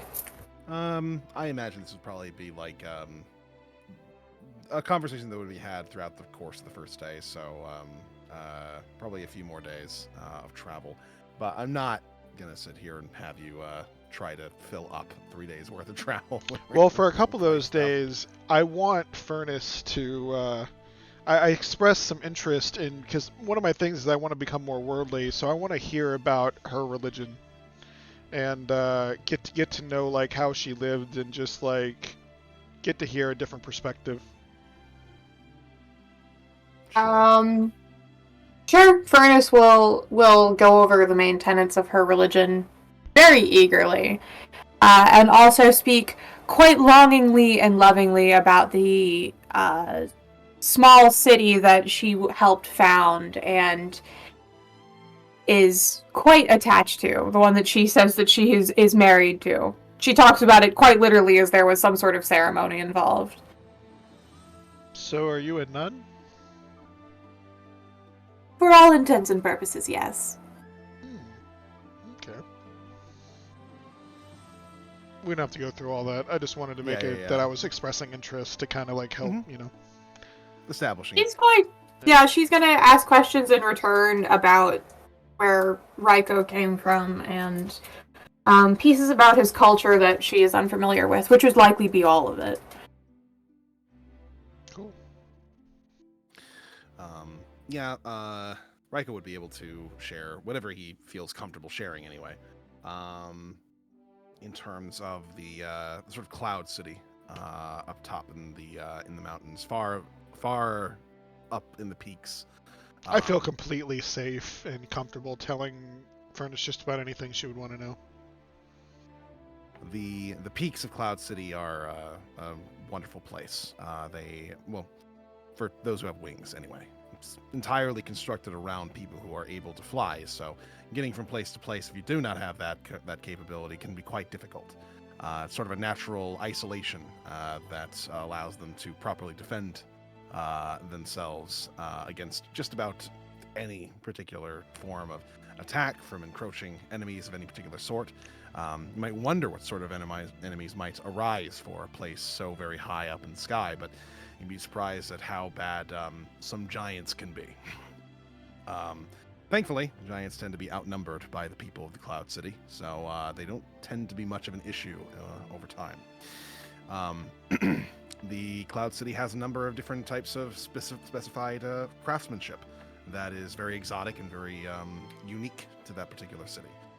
He's absolutely fascinated by that. Including, of course, the katana.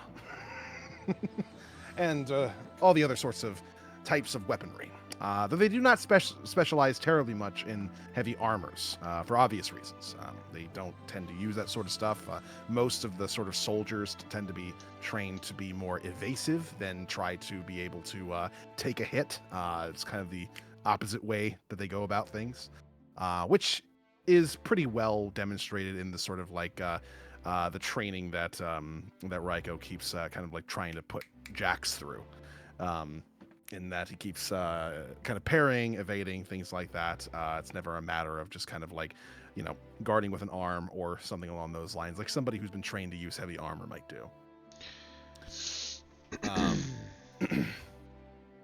So there's a lot.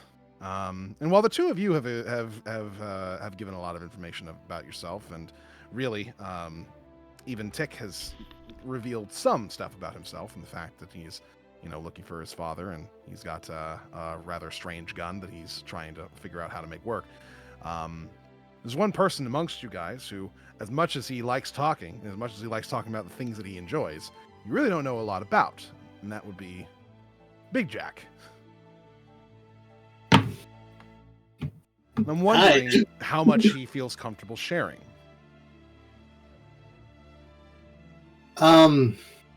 I mean, I guess you could give insight checks.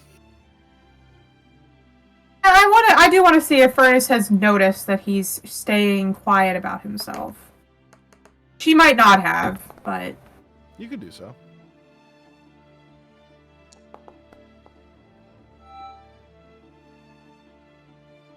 it looks like Furnace noticed. Yeah. So you can tell the conversation whenever it comes up to like anything about Jack, he kind of deflects and brings up a new topic, or like goes on about a story he heard, or mentions a song he's been writing. He seems very evasive. I think Furnace probably respects that. I think that she knows the important things about Jack, that he's on their side, and that he's willing to continue fighting with them. And she's willing to respect his desire to stay quiet, so I don't think she's going to pry. That's fair enough.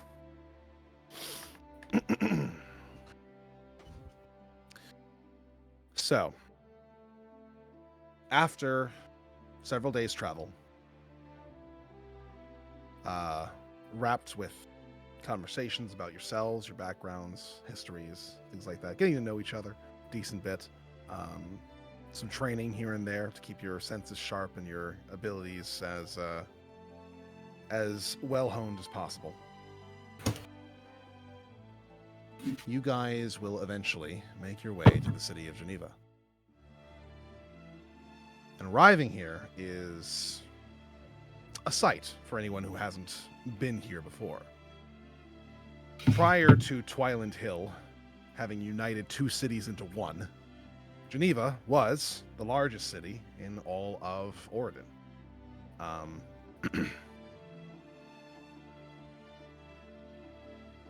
It's easy to see why, with the walls being as massive as they are.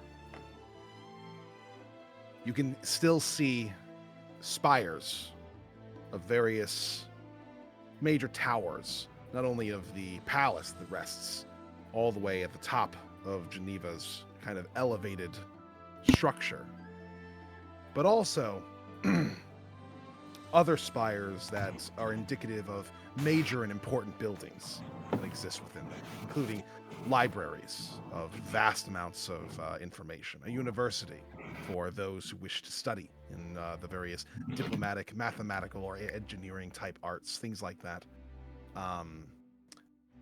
Even arriving at the front of Geneva, even though you are in a carriage and even though you are being escorted by guards, the amount of people who are regularly coming in and out of the great gates of Geneva are incredibly vast.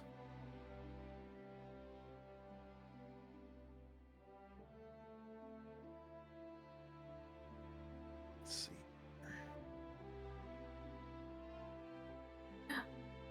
Ooh.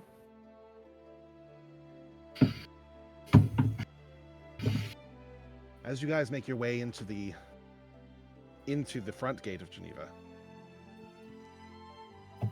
you witness the sheer density of this city, with homes and shops and various other types of buildings that are kind of squished together along the various sides of the roads, while also managing somehow to mix in a lush amount of greenery.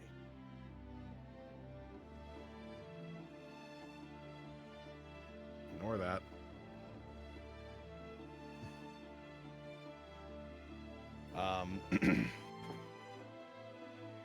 Geneva sits on a cliffside near essentially the ocean, with a massive dock that sits behind it. And the fact that it acts as both the seat of the empire as well as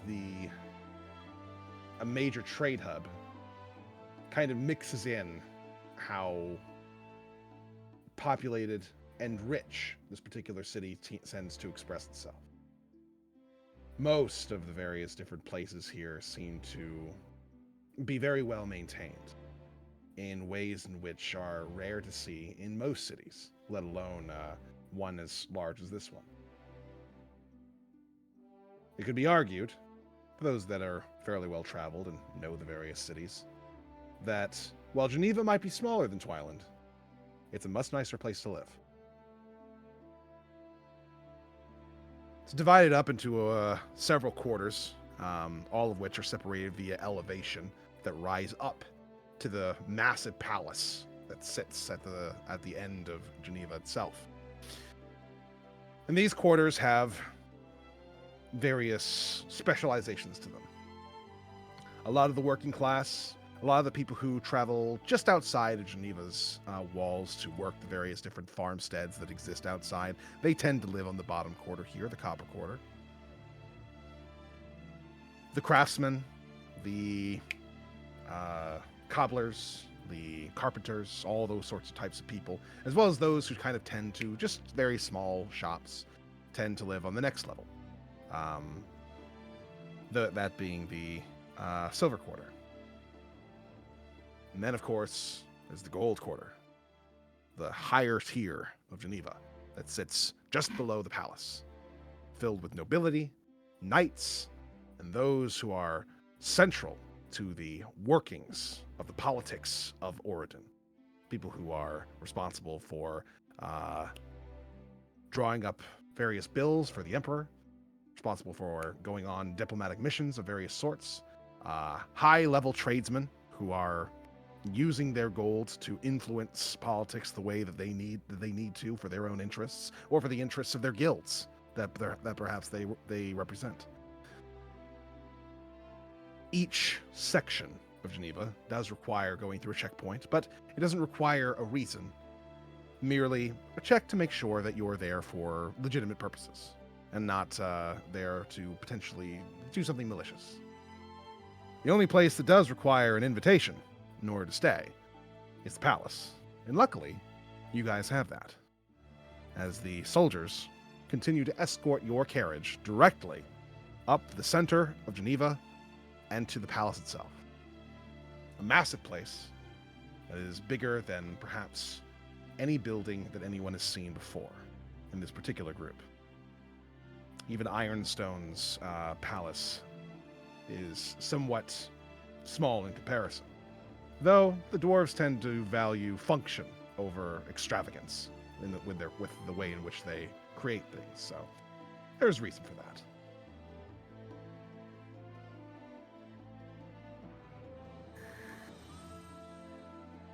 Fancy. For his part, Jax is fairly wide-eyed as you guys are making your way up Geneva itself, looking out the windows of the carriage and seeing far more buildings than perhaps he's ever seen before. Far more people that he's ever seen in one place before.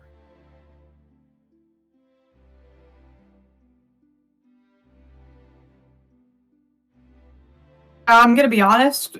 Despite living in Ironstone for a while, Furnace is also absolutely wide-eyed at the palace. The fact that they're like getting this close to it and they have an invitation to be here, it's all very exciting. She's trying not to be excited, but this is thrilling. Have I probably been here before? How often do you make diplomatic journeys? So my parents are like philanthropists, and I did a lot of traveling with them, but it was always like in a very like, you know, not sheltered, but like for example, like when you're a truck driver, right? Like you get to visit a bunch of cities, but you see like warehouses, you don't really see the cities. Right. So it's kind of like that, but like in a nobility where I follow my parents doing like business, but I didn't really like, you know, venture or vacation. I'd say that you're more familiar with perhaps the lower levels of Geneva, as well as the docks. That's usually where a lot of the sort of like base level sort of business is done for those who are interested in delving into that sort of stuff. Those would be the places that most merchants and most people who are responsible for a lot of trade, even rich trade, would usually find themselves, as opposed to living in Geneva proper, in the sort of upper tiers, more or less. The people who live in the upper tiers, these are people who are from Geneva, who also participate in that sort of philanthropy and in business endeavors and such. So I've probably been into the first like 1 or 2 tiers, but not really above that. Right. You probably haven't been in the gold quarter, and I doubt your parents have had reason to find themselves in the actual imperial palace. Because this is the capital, right? Correct. Yeah. It has been for a while, right? Yes, it has been the capital ever since Oregon was first established hundreds and hundreds and hundreds of years ago. Cool. Yeah. Jack's very on edge about seeing the palace. Does probably bring back memories for you. Not entirely pleasant ones either. Yeah. When the carriage stops outside of the palace, the soldiers kind of wait for you guys to disembark from the carriage as they begin to let the royal guards and at the front of the palace know about the visitors that the emperor has been expecting. The grand entrance to the palace opens, and you guys find yourselves traversing through the grand hall of the palace. Massive pillars, hundreds of feet tall, kind of go from the floor all the way to the roof of the front entrance. The floor is well decorated with engraved tiles that make up a wide variety of interesting shapes, that all of which have their own individual meanings behind them artistically. The massive windows that line the entrance hall have stained glass impressions of, on one side, the Orodensian pantheon, and on the other side, some of the most notable emperors and empresses in the history of Oregon.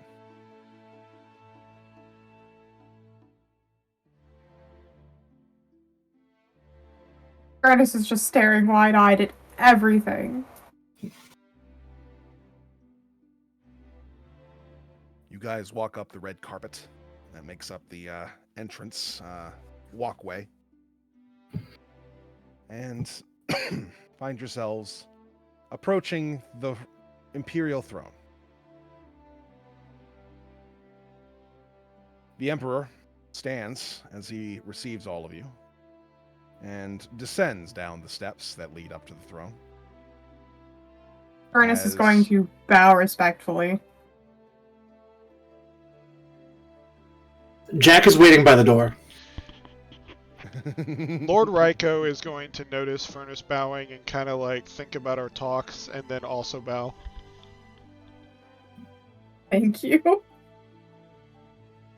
Ernest will remember this.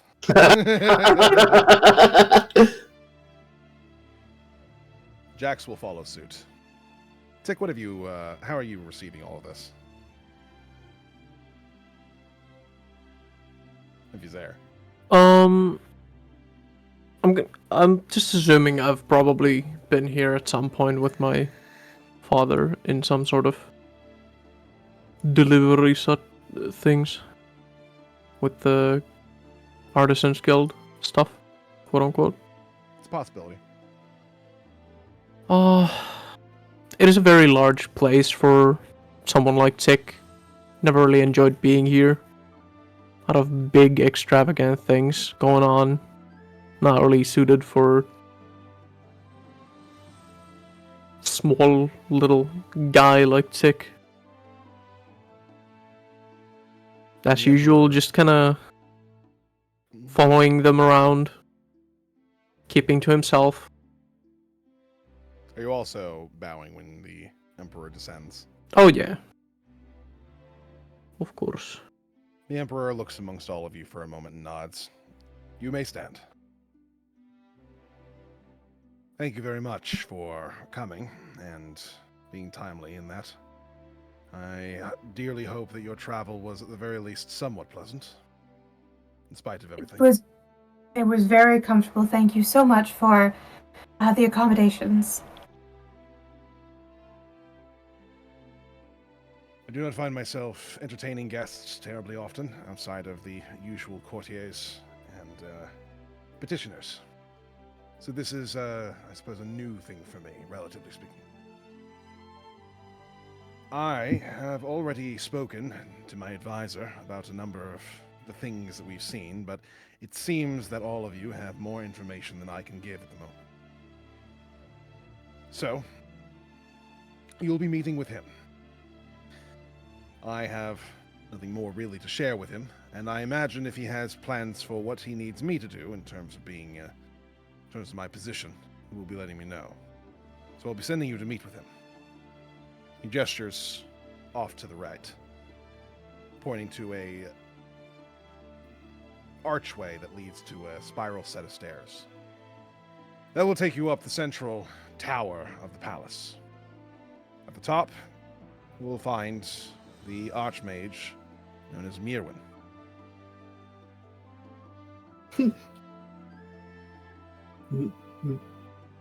He will converse with you. You will inform him what you know, and he will extract whatever else that he might think is useful to know. And from there, he will give his ideas as to what is the most reasonable course of action. I have trusted him as my father and my grandfather and all those before me have. So I dearly hope that you treat him with respect. We will, Furnace says very pointedly to specifically to Raiko. Though she does seem to be a little... I would imagine that when he says this, he might look across all of us, but kind of pause on me for a moment, and I'll just match his eyes, and I'll give him a very decisive nod at him. Very good. You may feel free to approach him. The spiral staircase can be a bit tricky sometimes, depending on his mood. So just be vigilant. Thank you for the warning. And thank you for the opportunity to help. It is a great honor.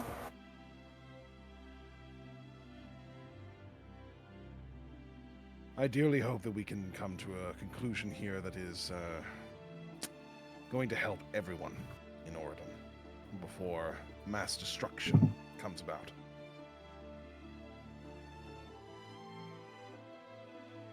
Indeed, and she is, I guess, gonna head towards the stairs with hopefully her party in tow. Jack sticks to the wall, but he does go towards the door. You all make your way up the spiral staircase, and you do get a feeling that there's something strangely conscious about this staircase. As you go up, and it almost feels as if it is each step kind of is molding itself to your footsteps, as if it's getting used to you, as opposed to you getting used to it. It's well controlled environmentally. Not too warm, not too cold, though for some of you that might not be a noticeable thing. And after a good long trek, with Jax at the very least being out of breath, having climbed a decent amount of stories, you guys get to the top, where there is a set of double doors that has a very thin sheen of a blue swirling magical energy in front of it.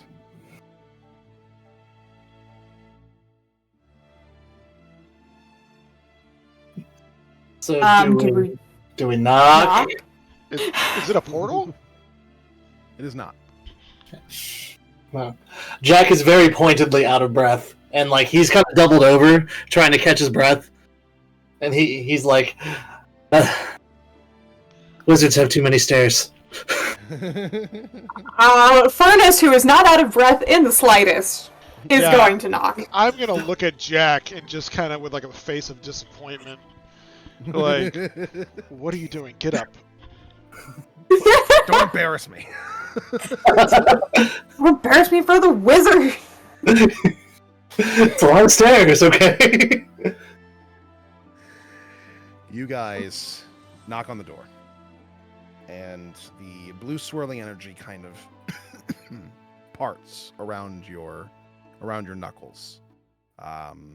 As you take your hand away, the energy begins to coalesce into a thin film that covers the entirety of the doors, as they begin to open themselves in response to your knock.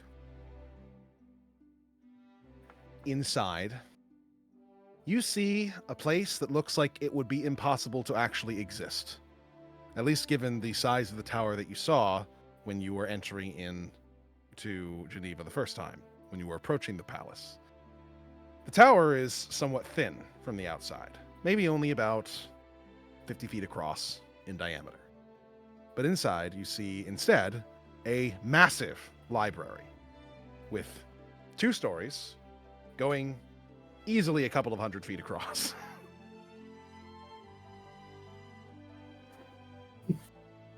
Are there any more stairs? There are not. Are there ladders? There are definitely ladders. There are a number of bookshelves that kind of line the sides of this particular space. And you notice a number of tools which are sort of floating around. A broom, which is sweeping up things on its own. A dustpan that follows it around. A number of books that are kind of floating around and placing themselves in various spots. Some bringing themselves down and opening themselves and flittering their pages to very specific spots as they begin to land on desks. And in the center of all of this, an incredibly old looking human with a beard that would rival that of a dwarf.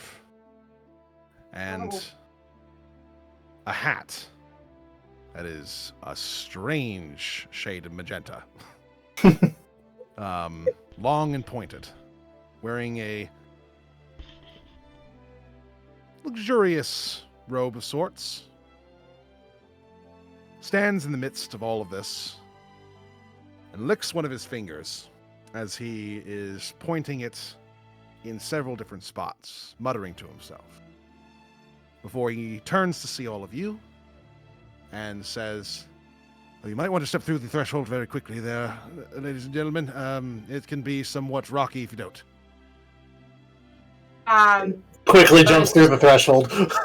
Yeah, Furnace is going to make sure to pull both Jax and Sick along as well as she quickly jumps through the threshold. The man kind of gestures to everything for a moment and then places his hands together before making a flat motion with both of them, as all of the sort of animated objects begin to cease their movements and sit where they lay. Apologies, this can be quite distracting, but I do believe that we are to a conversation. He looks amongst you for a bit, scanning you, and then looks to Jack for a moment. Do I know you? Before you answer, that's going to be where we call the session for today. Excellent! However, of course, before we end, I would like to go through and do affirmations. If you do not remember, Alright. is when I ask you guys to compliment each other on at least one thing. Just one person per person is fine. In terms of your role play, in terms of creativity, or anything that sticks out to you about one of the other players. Jack, Dr. Swag, PhD, That's right. the Rizzler. Would you like to go first? Sure. So, there were 10 situations but we all we handled them well and realized that they were role play, not real people. And I think we did a good job of getting into those scenarios, but also getting back out of. So it's not to one person. I think the whole party did a good job doing that. I think that's substantial enough. I think that's a good point. I agree. Hippo, what about you? So this is an affirmation where we're not allowed to say shit about Lundy, and it has to be somebody else, huh? Has to be. Yep.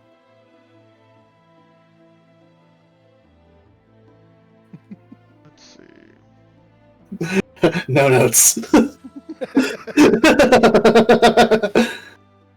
I don't know. I feel like Isaac does things that redirect things really well. So when we're going to some direction that looks like it might not be a good direction, he's really good at kind of subtly redirecting it by doing things. Does that make sense? I think so. Is there an example? If we're taking too long doing something, he takes action. If we're starting to not like each other, he does something to help bring us back to not going down that negative path. So he always has this way of keeping everything kind of the way it should be going. Yeah, I would tend to agree. When the discussions start to go a little bit too long and some action needs to be done, I have noticed. I'm just gonna go do this. So yeah, you guys continue to talk if you need to, but I have noticed that for sure. We're gonna boldly go in to confront the tabaxi.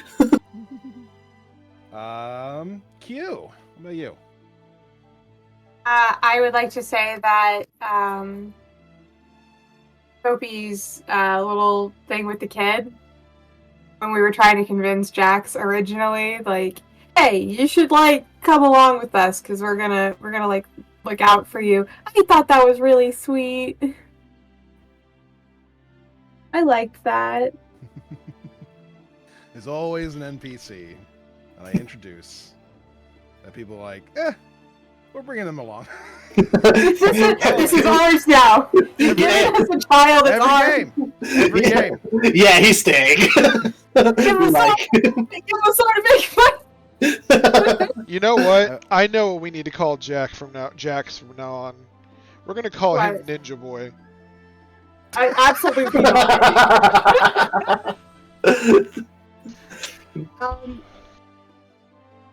yeah, I thought specifically just the Tick's way of sympathizing with the kid was really good. I liked that. I think Tick got him on a level that didn't need to be expressed. Yeah. Speaking of, Toppy. That's so funny because I was trying to think of something to not bring the kid along just because of what Tick has done and will probably keep doing to keep the search of the father going, as if to not entangle the child into that shit. Every time I tried figuring something out, everyone just constantly kept dragging the kid deeper into this shit, and I'm just God damn it! All right, he's coming with us. There's been a lot of insistence on that for sure. Yeah, for sure. So I just Tick's not happy about it, but Chicks is just doesn't fight it anymore. Well, I think everybody did a fine job today. I don't really have anything else that I need to say, so Hippo, it's your stream. Whatever you want to do with it. Man, we streamed to ourselves and that one woman who really liked Isaac's voice. Yeah, that was so weird because they made that account today, literally just to say that shit. That is so funny. That is funny. I would like to say I love you all. Well, thank you. And I'll see I have you to get guys out in of here 2 now. weeks. Yep. see you Yeah, guys. well, we'll see you guys Yeah. in 2 weeks. I gotta get out of here because Everybody I is got good work. for 2 weeks from now, right? No, there's no foreseeable issues at the moment. I think we should be check fine. the date. Yeah, we should be. 3rd. Okay. Just the Booty gumdrops. 4th for me. Ooh. Yeah, well, you live in the future, so nobody asked. Yeah. All right. Bye, Everybody's everybody. good for that. I'm good here. So, thank you Cool. guys. Yeah. You know Thanks what? for Hope you Thank guys you. had a good time. Fuck your rules, Lundy. You're the man. Your characters are so good. Thank you. I Love guess. it. You're the fucking man, bro. I do what I can. All right, guys. Well, I will see you in a couple weeks at least. Absolutely. Yeah, sure. I'm out of here. See you guys. I gotta hit the bathroom. All Stay right. safe, everybody.